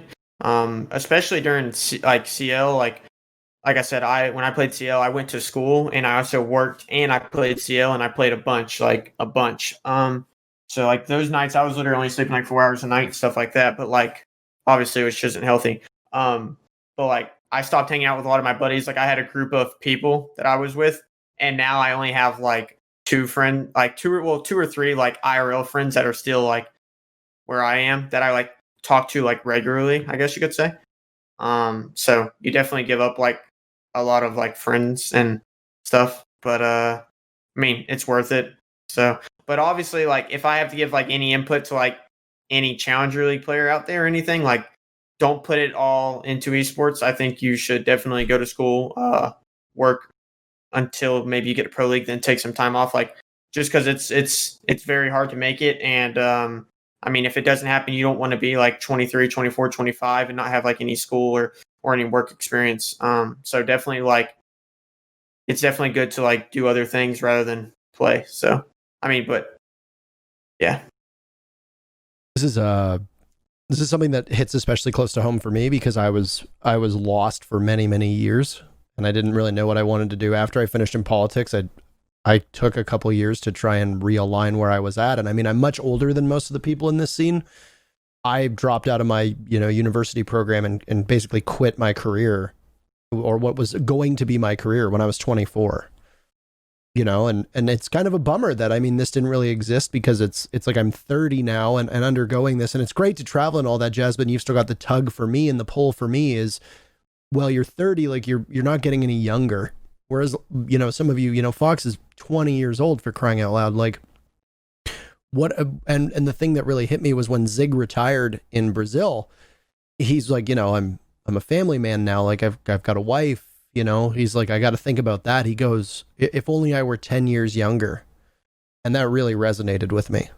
It's like, fuck, I wish I was 10 years younger right now. This would be the perfect time. And those of you that are young, that are involved in this industry, you're really lucky. And, hopefully for the older folk, if I am one of those, hopefully we can set a good example. And, one day when you're old like us, you'll look back and hopefully I feel the same as you. I mean, I might only be like 23, but like I didn't actually make pro league until I was 21. Like until this day, pretty much like around this time, I've spent the same amount of time in PL now, and I've only been in PL for a year and a half, the same amount of time that I've spent in like CL. So like, I definitely like wish I had to jump on it earlier when I was a lot younger too, because like, I don't know, but I didn't really start playing this game until I was like 18, 19. So yeah. Like, it's crazy that, I mean, to me, I feel like age is like always a worry for some reason, just because like I am only 20, but for some reason, like in our scene, I feel like old as shit because like everyone always talks about like because I've been doing it for a little bit, and like everyone always talks about like, oh, the young gunners are gonna come take our jobs, and like there's like I'm 20 and there's these fools who are like 18, 17, 18, like coming in, like storming the scene. Like I don't know how much time I got left. Like it might be over. Ambi might be coming next. So it's just like I don't know. Dude, Kev tweeted that ages ago. Kev's like, the moment that Yaga turns 18, I'm retiring. And it's like I feel like there's worse now. There's more gunners waiting. I know. It's just like I think like your age is just I don't know. I think you're only as old as you feel. So I mean if you're like staying healthy, staying active and trying to stay young, like what's it called? I gotta know how old like the Way guy is on Twitter, the way that works at Ubisoft, because that guy's shredded and like I think he's older than me. I think Way's like I think Way's like 32. I think so too. I think he's late 30s. Is he? I think he's like 38 or something. Motherfuck, that guy is a god. So if you're just staying healthy, you know, staying active, I don't know. I think you could be like 30, 40 and still feel like you're 20, you know? He's the perfect I've always said that you can play professionally until at least probably 30. Like you've seen people in CS win events at 30, 32. Like a lot of those strawless guys are 26, 27, 28. And dude, they don't look like they're ever slowing down. You know what I mean? Mm. But it's all about the lifestyle you live and like the time that you put in. Because at the end of the day, like I said, when people start getting older, they start getting wife and kids, and their priorities aren't on the game and getting better. Yes. Their priorities are elsewhere. Yeah. That's the biggest thing that happens, I think, with age is that priorities shift, and then because of that, performance drops. Like obviously, like yes, as you get older, your reaction time can decline, but I mean, it's that's only going to do so much. It's more about the priorities and like where you put your time. Yeah, it's about your physical and mental health and how much you want it.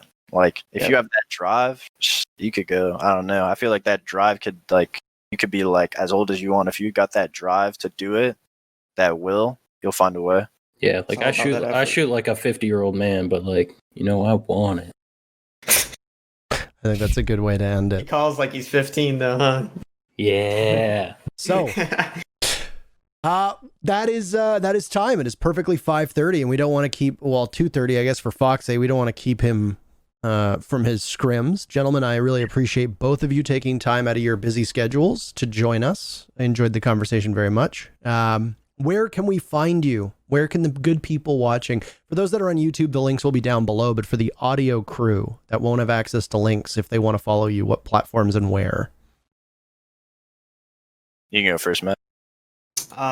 Just on Twitter, twitter.com/TSM_achieved is the best, and same with Twitch, twitch.TSM_achieved. So, yeah. Yeah, you can just find me at FoxA_R6. That's it on like every platform: Instagram, Twitter, Twitch, YouTube. Thank you for having me on the show. It's your OnlyFans. Can't talk about that on Twitch anymore, Parker. Yo, my bad. It'll be linked down below. Thank you very much, everybody, for joining us on our 12th episode. The feedback has been awesome. The viewership has been great. And it's been a real pleasure to be able to bring this to you. Take care of yourselves. We'll see you next Sunday for our 13th episode. Take care.